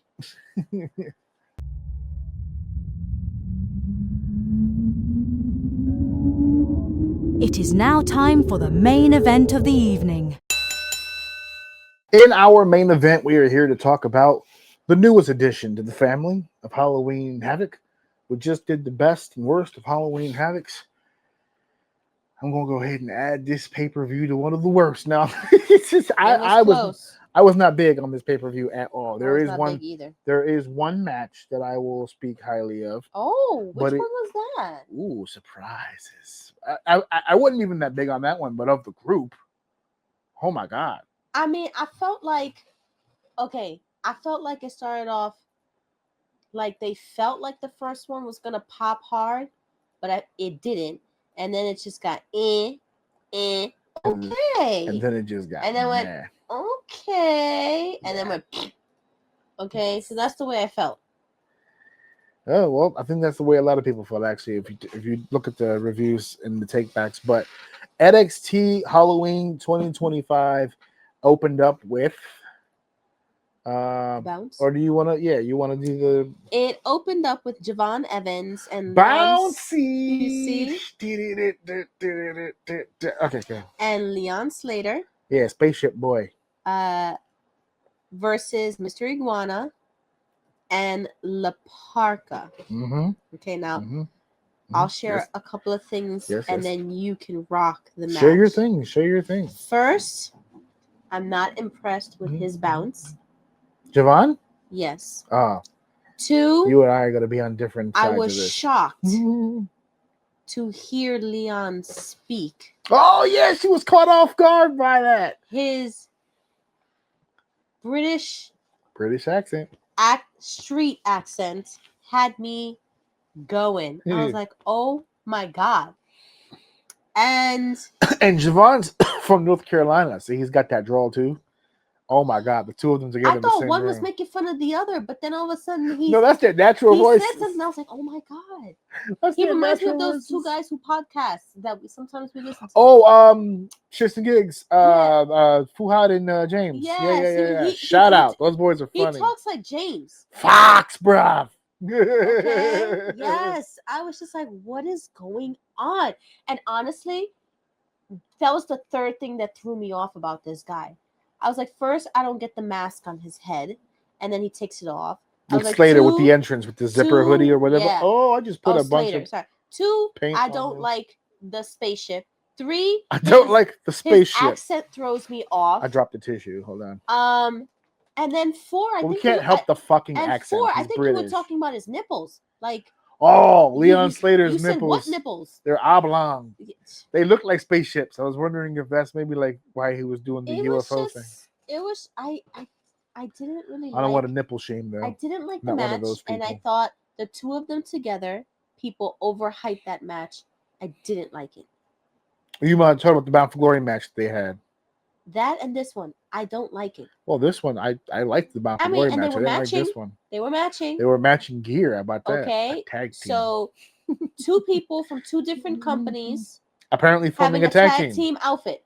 Yeah, not only having a tag team outfit or having a tag team match, but later in the show they set up that these two might compete for the tag team titles together, despite being from two separate companies. Is that a first? I'd have to look into that off the top of my head. I would think yes, but I might be missing something. That's kind of To be legally contracted to another company and still team up to win tag titles for another company is weird. I don't know. I know. I don't know. I don't think it's ever been done. I'd have to think about it. We did that trivia thing before, like ECW. We did that thing about ECW champion losing to a WCW guy, but then losing it to a WWE guy, only to lose it to an ECW guy at the end. Yeah. Yeah. So we've had weird shit before, but I gotta check that. Yeah. But yeah. So my issue with this match had nothing to do with Javon and it had nothing to do with Slater. If anything, I don't think Javon looked. I don't think Javon looked all that great, but that's because of my issue of the match, which is the fucking Iguana and La Parka. I don't like either one of these motherfuckers. Neither of them. La Parka in particular. Like I don't like Iguana's gimmick all that much, but I'll give him credit. He works it well, and he's not completely the shits.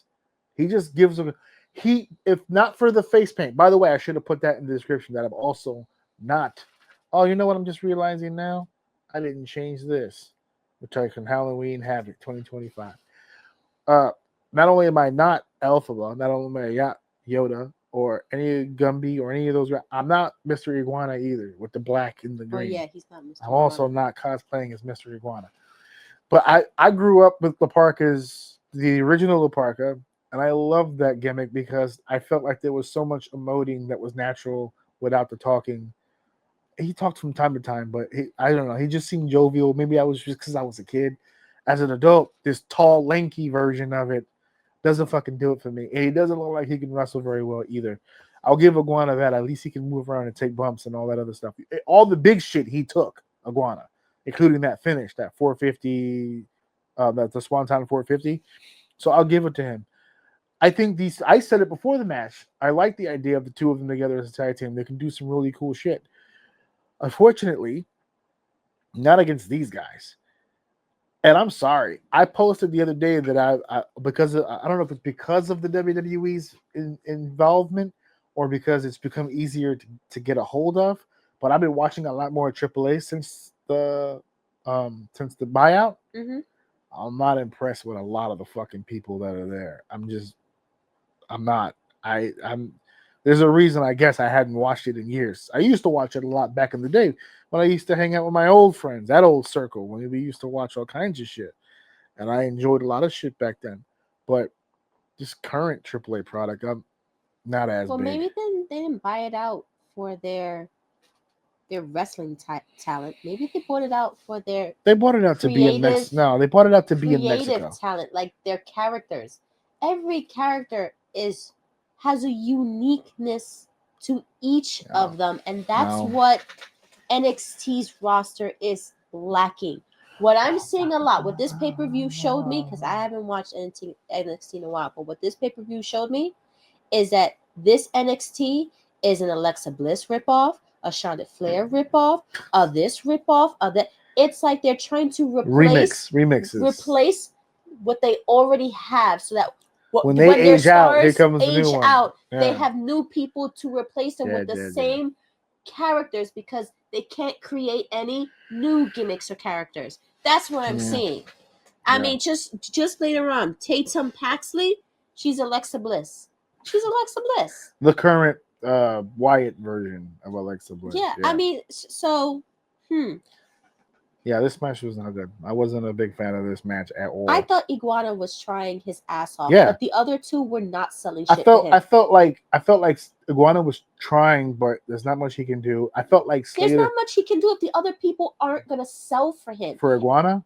The other two were not selling for Iguana, but Iguana was selling all of their shit.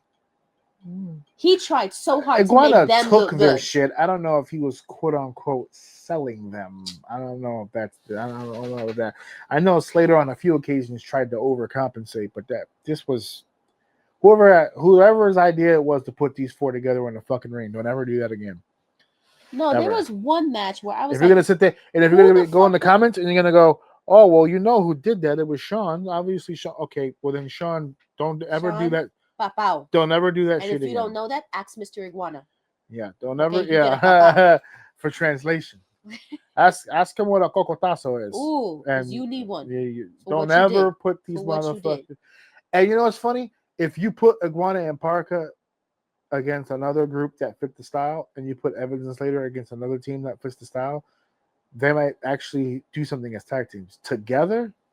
Doo doo. Not a fan. Moving on to the next one, though. Is Ethan Page and El Hijo de Dr. Wagner Jr. Okay. Can I just clarify? Because I was asked this the other day by somebody, so I want to clarify. Because somebody had asked me, if he's El Hijo, he's the son, then doesn't that make him Dr. Wagner Jr.? No. That makes him. That makes him what? Dr. Wagner III. There it is. That's it, folks. He's the son of Dr. Wagner Jr. Dr. Wagner Jr. was a wrestler who was the son of Dr. Wagner. So he's the family tree. I don't think this is that hard. How do you say tree in Spanish? Albo. There you go. Maybe. Yes, Aldo. Just like that. No, not dildo. What is it? I didn't say dildo. Hey. What you talking? I don't know what you talking. I said Aldo. No, it's not Aldo. It's not the shoe store. Oh, that's a shoe store. All right. Yeah, let's not do that. I think it's Albo. Albo. ALBO. There we go. How about that? So yeah. Yes. So it's tree. Ethan. Yeah, I can still translate. Ethan Page, El Hijo de Dr. Wagner Jr. This is the match we talked about earlier with the purple gear, the ripped up face mask. It looked like it was kind of a tribute to the whole Rey Mysterio thing from the 98 Halloween Havoc. What did you think of this match? I mean, when you told... Okay, seeing it for the first time, I thought, oh, that's pretty interesting that they only took half his mask. But when you told me about Rey Mysterio, I went, oh, see, now I'm not that impressed anymore. Boo. Like, I was gonna give it some. You thought it was more. You thought it was an original thing. I thought it was original and creative. And it was. And then when you told me it was a copy, it was a tribute. Yeah, it was a tribute. That look. Damn it! I thought there was something special about this pay-per-view. What did you think of the Day of the Dead stipulation? What stipulation? Exactly. I mean, it's funny because when we saw the previews and it said the Day of the Dead match, I went, do you think they're gonna explain that before the match? And you were like, we'll see. And then after the entrances, I go, did I miss it or they didn't explain the stipulations? And you were like, they didn't explain the stipulation. They didn't explain shit. Nope. And then you're like, but guess what? I know what it is. I was like, what is it? And you said, it's a no DQ match. But I was wrong. What? But I was wrong. It wasn't just another no disqualification match. It was a no disqualification match under a blue light.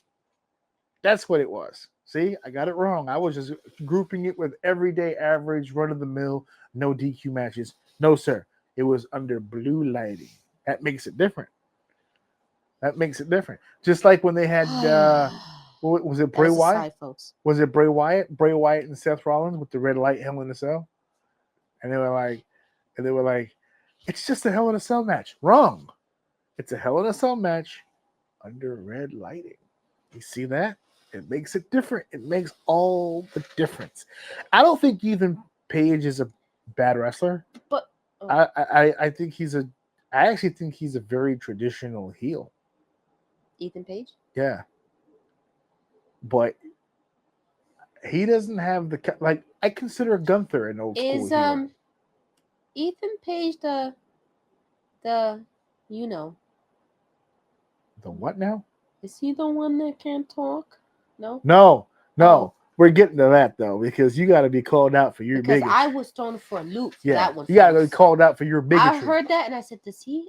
I was like, does he? Is there a speech issue like Cody? Or like what's going on? And you're like, no, that's him. I went, is he deaf? We had to Google it. And yeah, he had to Google it. we and had I to was- Google it. but that's not him, right? That's not him. Okay, and my we'll bad. address that right after this because I think that promo happened right God. after this. Oh, But yeah, that's so what we'll confusing get to it that is. in a second because that was a hilarious moment shared between us because I think we were both lost. I was. This is what happens when you watching a show to review that you don't watch regularly because it just fucks with you. They had a pretty okay match. I didn't have much of an issue with it. Ethan Page to me is watching paint dry. I was just saying I consider him to be more of a traditional heel, which I normally respect, but I consider Gunther that as well, and he has bang matches.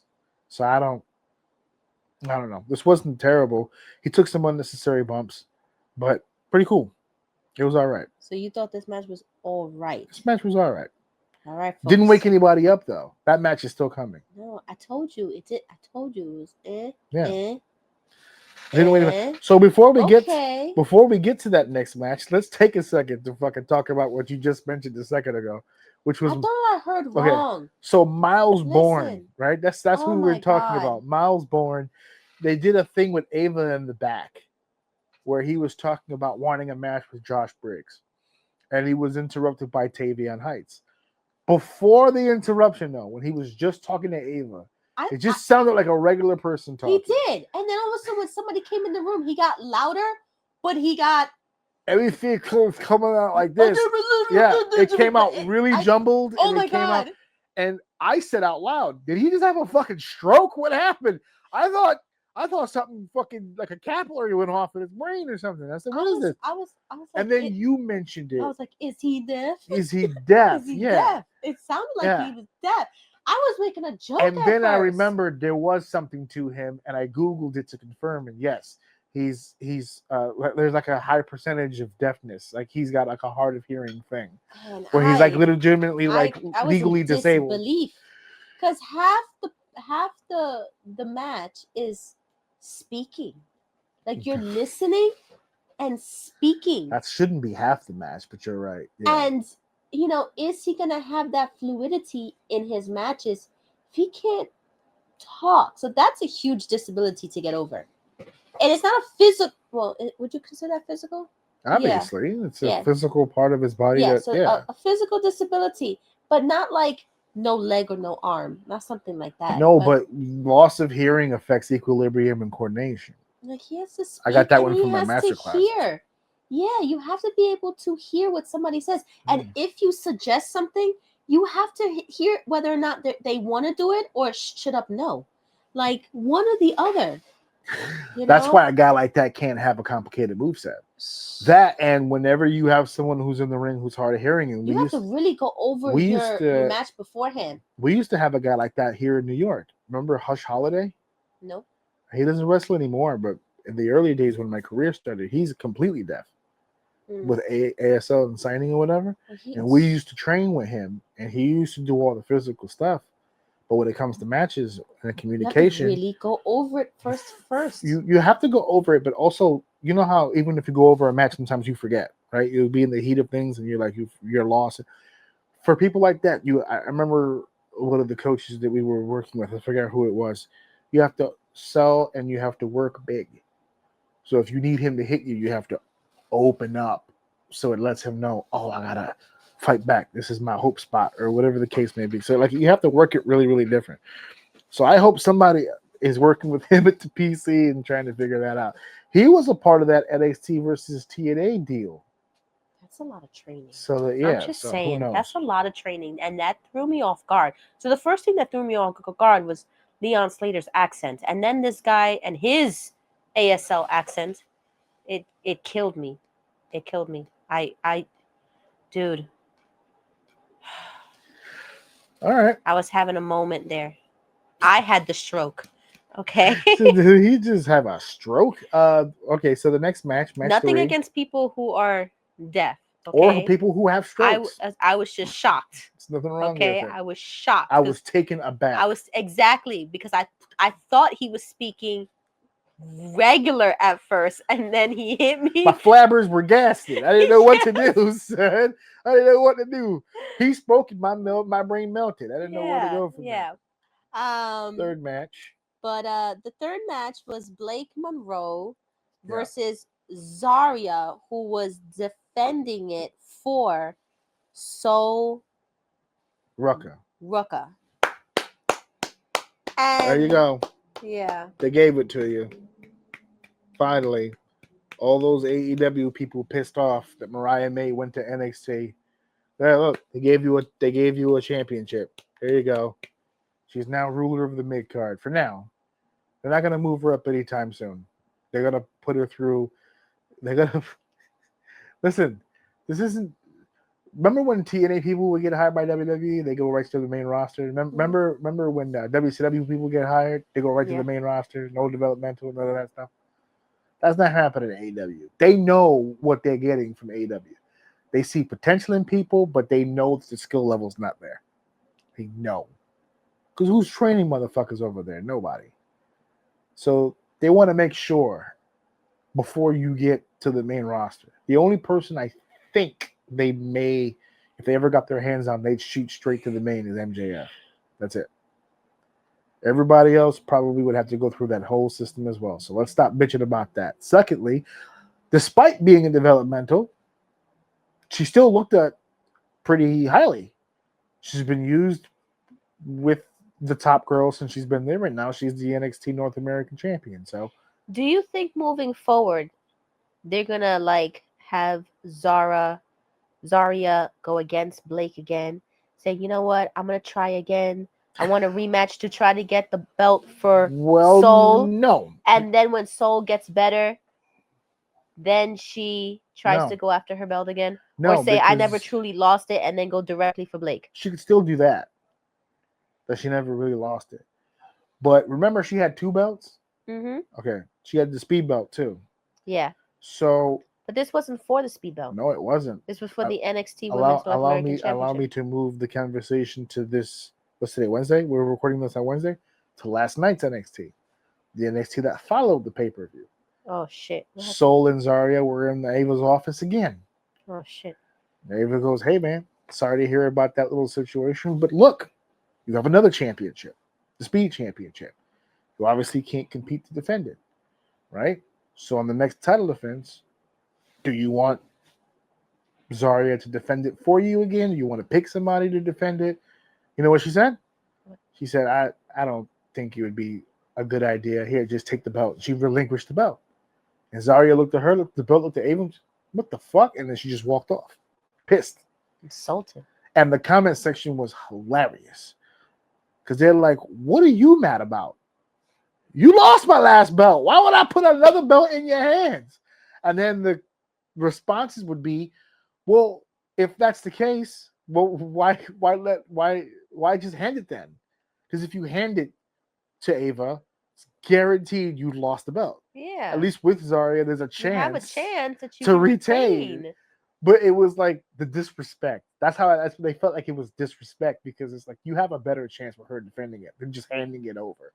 That was being petty to do that shit right in front of Zarya. Just you know what, just take the belt.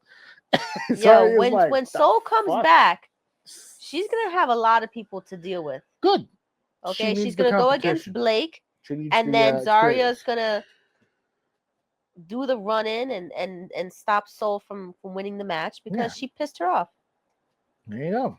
The match itself Wasn't overly impressed with this. Then again, I'm not overly impressed with Mariah May or Blake Monroe or whatever.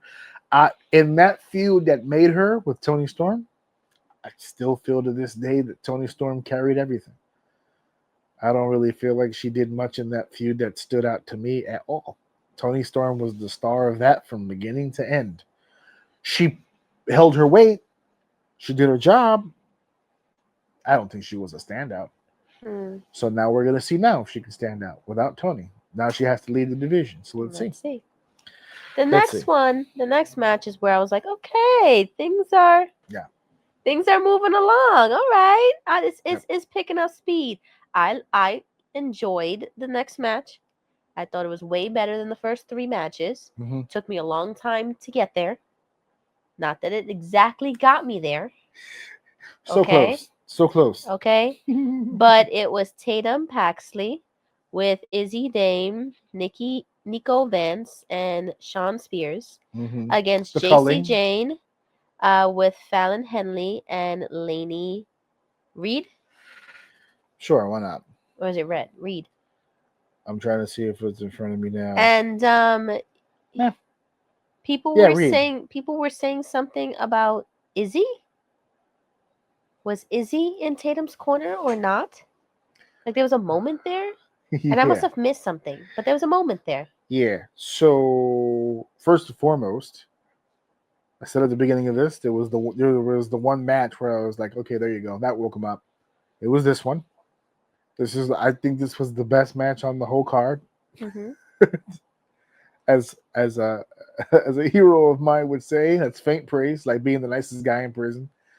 But it was the best to me of the 6. This was the best match on the card, and the Izzy Dame situation is hilarious because she's a part of the culling. They convinced Tatum to be a part of the culling to fight off the Fatal Attraction or whatever they call themselves group.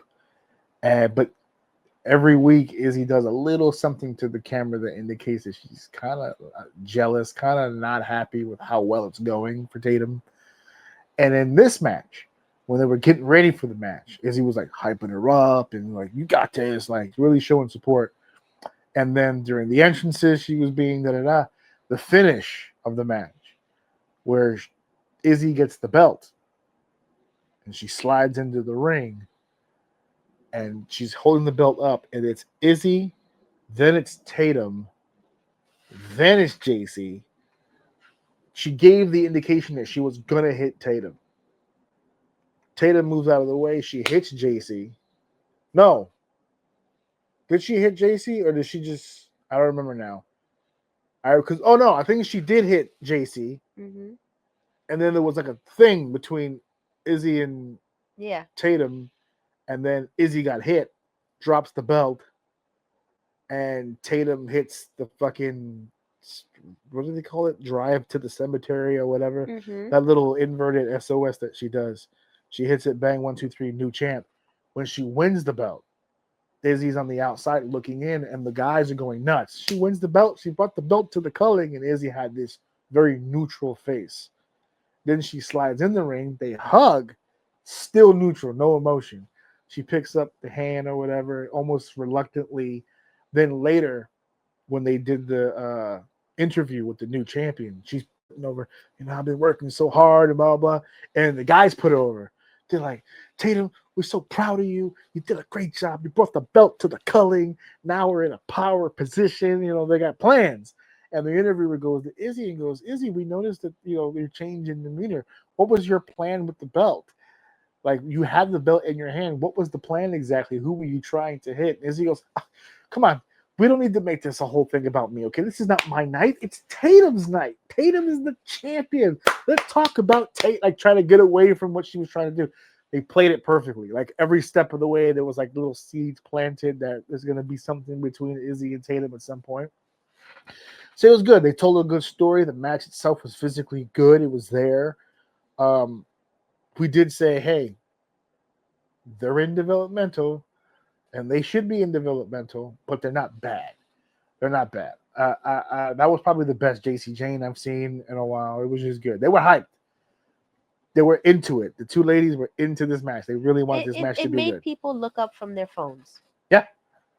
Okay. Yep. Or their ebooks or whatever it is they Hmm. were looking at. The next one was Dark State,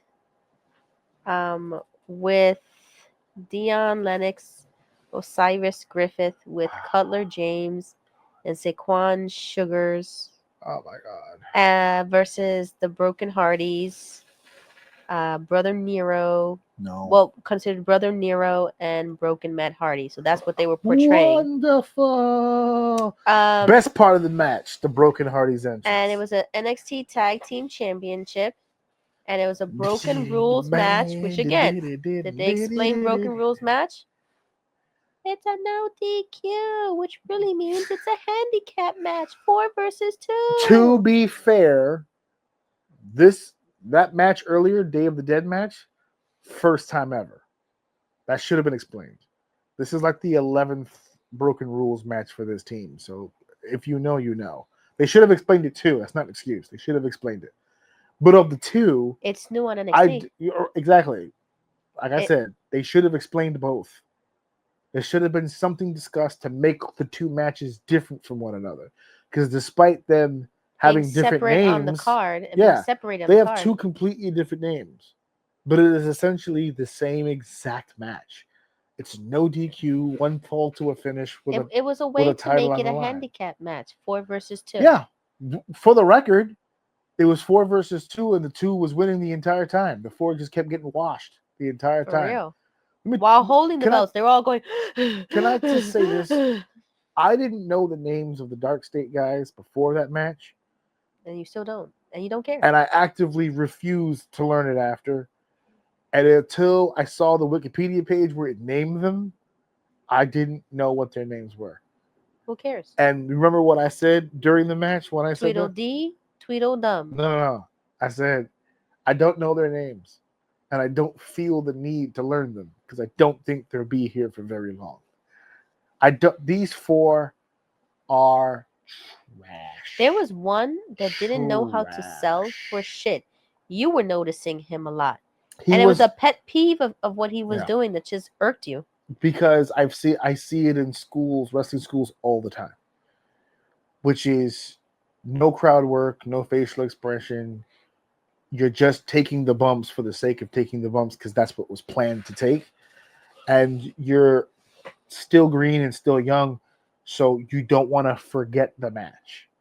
So as soon as you take a bump, you're already looking to make sure the next person, or I'm supposed to be whatever position is for the next thing, you're waiting for it, and then you get into it. They're on NXT. They're on the CW network. I don't want to see wrestling school greenery on the... But it's funny because I'm calling them trash. They're young and they're new. They're supposed to be trash. But I am put in the position, and so are so many other people, to form my judgment of them right now because they're on TV right now. Send them to the fucking PC. I don't know who got it in their head that they were ready for this. Because they were in there with 2 senior citizens. And the senior citizens... Because their bodies are at least where it needs to be. Who? The Hardys? No, the other 4. Their bodies are where it needs to be. Everybody in that they're company not big, has some form fat, of a body. They have abs. Some form of a body. All 4. Everybody. And that's the criteria they fit to be on TV right now. Yeah, well, the work's not going to hold up. There's nothing. There's nothing. It's not. There's nothing. It was fun seeing the Broken Hardys. It was fun. By the way, this is their second Matt Hardy. This is their second match. They had a match at the last thing that they did when the Hardys won the tag titles the first time. Mm-hmm. They beat them for the tag titles. This was the rematch. Mm-hmm. That match had no tables or chairs, or as I would call them, crutches. Mm-hmm. There were no crutches in that match. It was just a tag team match, and it's even worse. But it was fun to see 2 Swanton bombs. Crouton City. It was fun to see classic Hardy Boy tag team maneuvers. Delete. It was fun to see his delete. Fun to see. And it was fun to see them in their moment, but everybody else was whack. The Hardys in their element. The Hardys saved that match. It would have been worse had Ethan Page been in it. Oh my God. The death.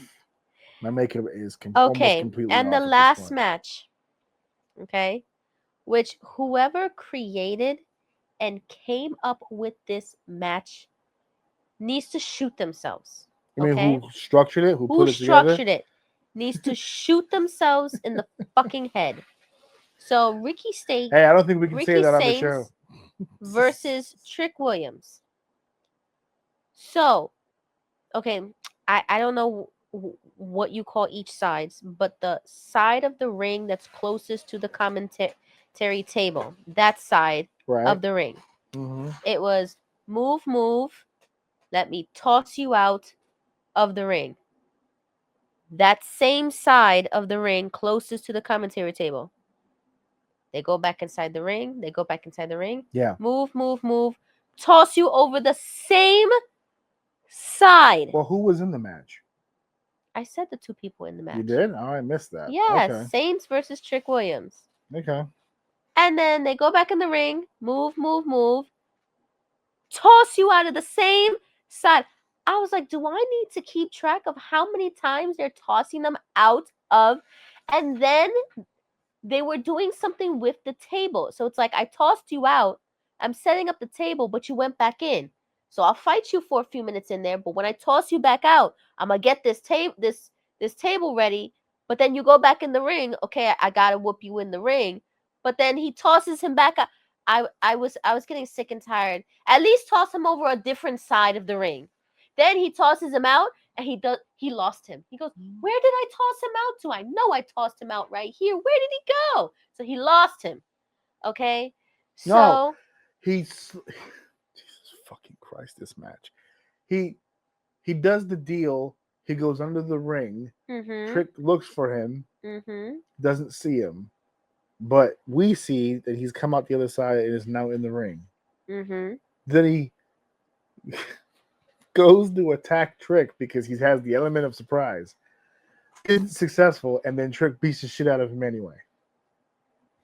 All to do something on the commentary table, and then you stated, why does he want to hit him on the table? If he does, then he's going to disqualify himself and because then he loses his opportunity at the title. Yeah, he loses the Trick title. said it out loud. He said, "I'm going to put you through the table no matter what." Why? It's not a no DQ. Why match. is that your focus? I know we had two already on the pay-per-view, but this one's not one of them. This is not one of them. If you put him through that table, they can disqualify you. You won't win the championship. Why is that your fucking focus? Even as the heel, you're the larger, stronger of the two, more experienced competitor in the ring. Why are you determined to put him through the announce table? To the point where they kept going back over and over and over. It was fucking mind-boggling. I couldn't figure it out. It was stupid. And then, okay, this is what really got me. Is he tossed him out, right? He tossed him out. Right. He goes back in, and then he looks at him like, who's he? Trick looks at him, and he goes, why are you in there? And then he goes in there, does something, tosses him out, and then we realize that Saint forgot something, that he wasn't supposed to go back in the room. That's what it and they were like, trying to run it that he wasn't back. supposed to be in the ring. He wasn't supposed. So they were running back. So there was an extra toss that didn't have to be in there. Okay, so they ran back the toss to do whatever they were going to do, and whatever they planned on doing, I don't think they fully did what they wanted to do. Yeah. That's the story of this whole match. It was terrible. I've already said it on the show. It was 16 minutes of garbage. I've already said it on the show a bunch of times. I'm not gonna rehash this. I'm not a big Ricky Starks guy. I don't like him. I don't like anything about him. His promos are phony. I don't believe him. Like I told you when we were watching him, I said sometimes when he gets cooking, you can start to feel him get confident. But as soon as something rattles him or gets in his head, he just starts screaming and yelling, and it's just a mess. I don't like that. This was the worst Trick Williams match I've ever seen.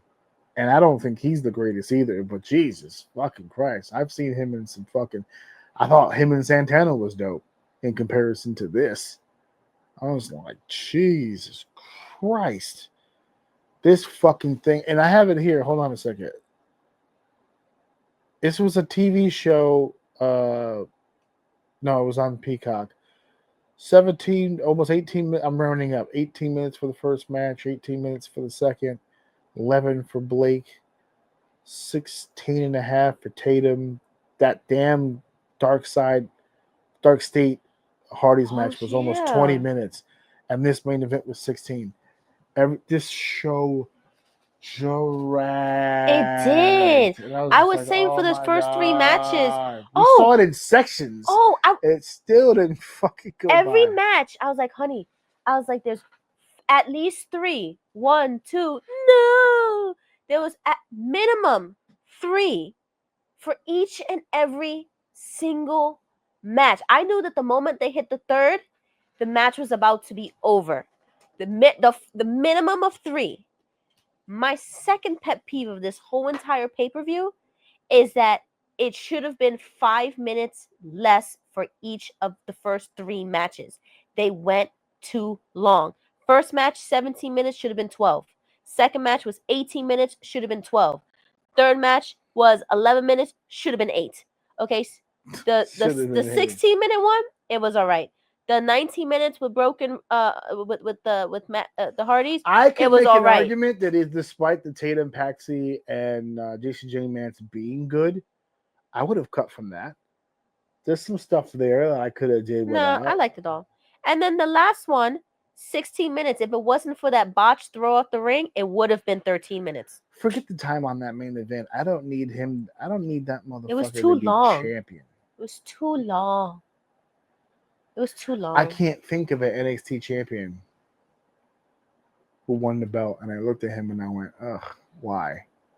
I can't think of one. But him, you feel like, ugh, why? I said, ugh, why when he won it? Oh. 1, 2, 3. He held the belt. He beat Oba Femi for one of the most dominant champions they've ever had. And this little dude walked in there. Maybe he kisses Sean's ass. I don't think Sean knows him like that. This is a Cody Rhodes hire. He's a I don't know. I don't know what Cody sees in him. I don't know what people see in him. I don't get it. I don't like his promos. I don't like his in-ring style. I don't like jack shit about him. Nothing. He's kissing somebody's ass. Well, sucks that we're ending this in a sour note, but that's all right. The next thing that we review was the Survivor Series. And that's going to be dope. It's in a month. Don't worry, we got time. All right. It's going to be dope. It's going to be awesome. Now, again, if you want another week of me, let's give those likes and subscribes. Give the likes, give the subscribes if you want to see Mrs. O come back on the show. But also, remember what I said at the beginning of this about the Sabbatical of Deception. Next week, the Sabbatical of Deception comes to an end. You sure? Well, that's what he told me. Let's see. Don't worry. I got the closer in the bullpen. We'll figure it out. But yeah, Dave says that he's going to be good to go for next week. So it could be me and Dave. It could be the 3 of us. I don't know. It's whatever you guys want to do. But the sabbatical should be over next week. I don't know what we're going to talk about next week. We don't have anything huge coming up. But as always, we'll figure out the whole damn thing. This Saturday, your boy. Oh, I just hit the microphone. Your boy. Where's my bat? Your boy is going to be in Bristol, Connecticut for the Tetsu Pro Wrestling Show. Those Who Fight For. It's the anniversary show. I can't believe it's been 4 years. Can you believe it's been 4 years? Nope. Tetsu Pro Wrestling? Cannot believe it. It's been 4 years. It's going to be at the Bristol Sports Armory, Bristol, Connecticut, November 1st. Come out and see your boy. I'm not wrestling.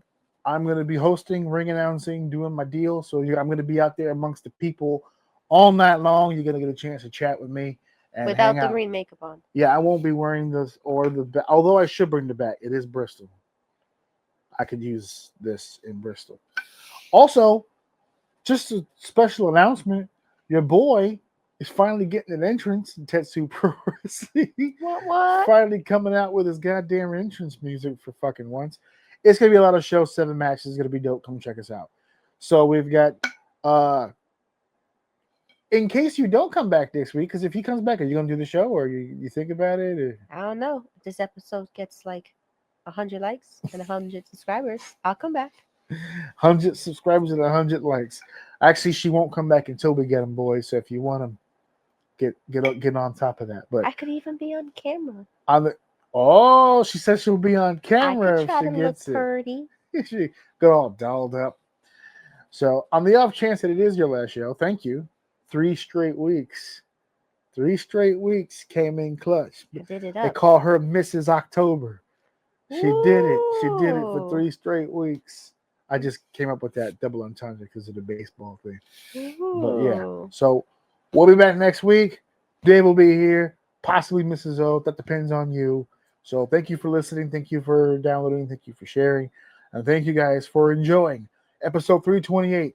Enjoy your Halloween. We didn't do anything spooky, but Your we face still, is spooky we enough. still played it out. I'm going to have to take a chisel to this shit. It's getting hard to Don't move worry. around with this shit. Warriors, baby. Mic drop. Wait a minute. This is too much. Cooking it like a pro. Wrap it up, everybody. Show's over.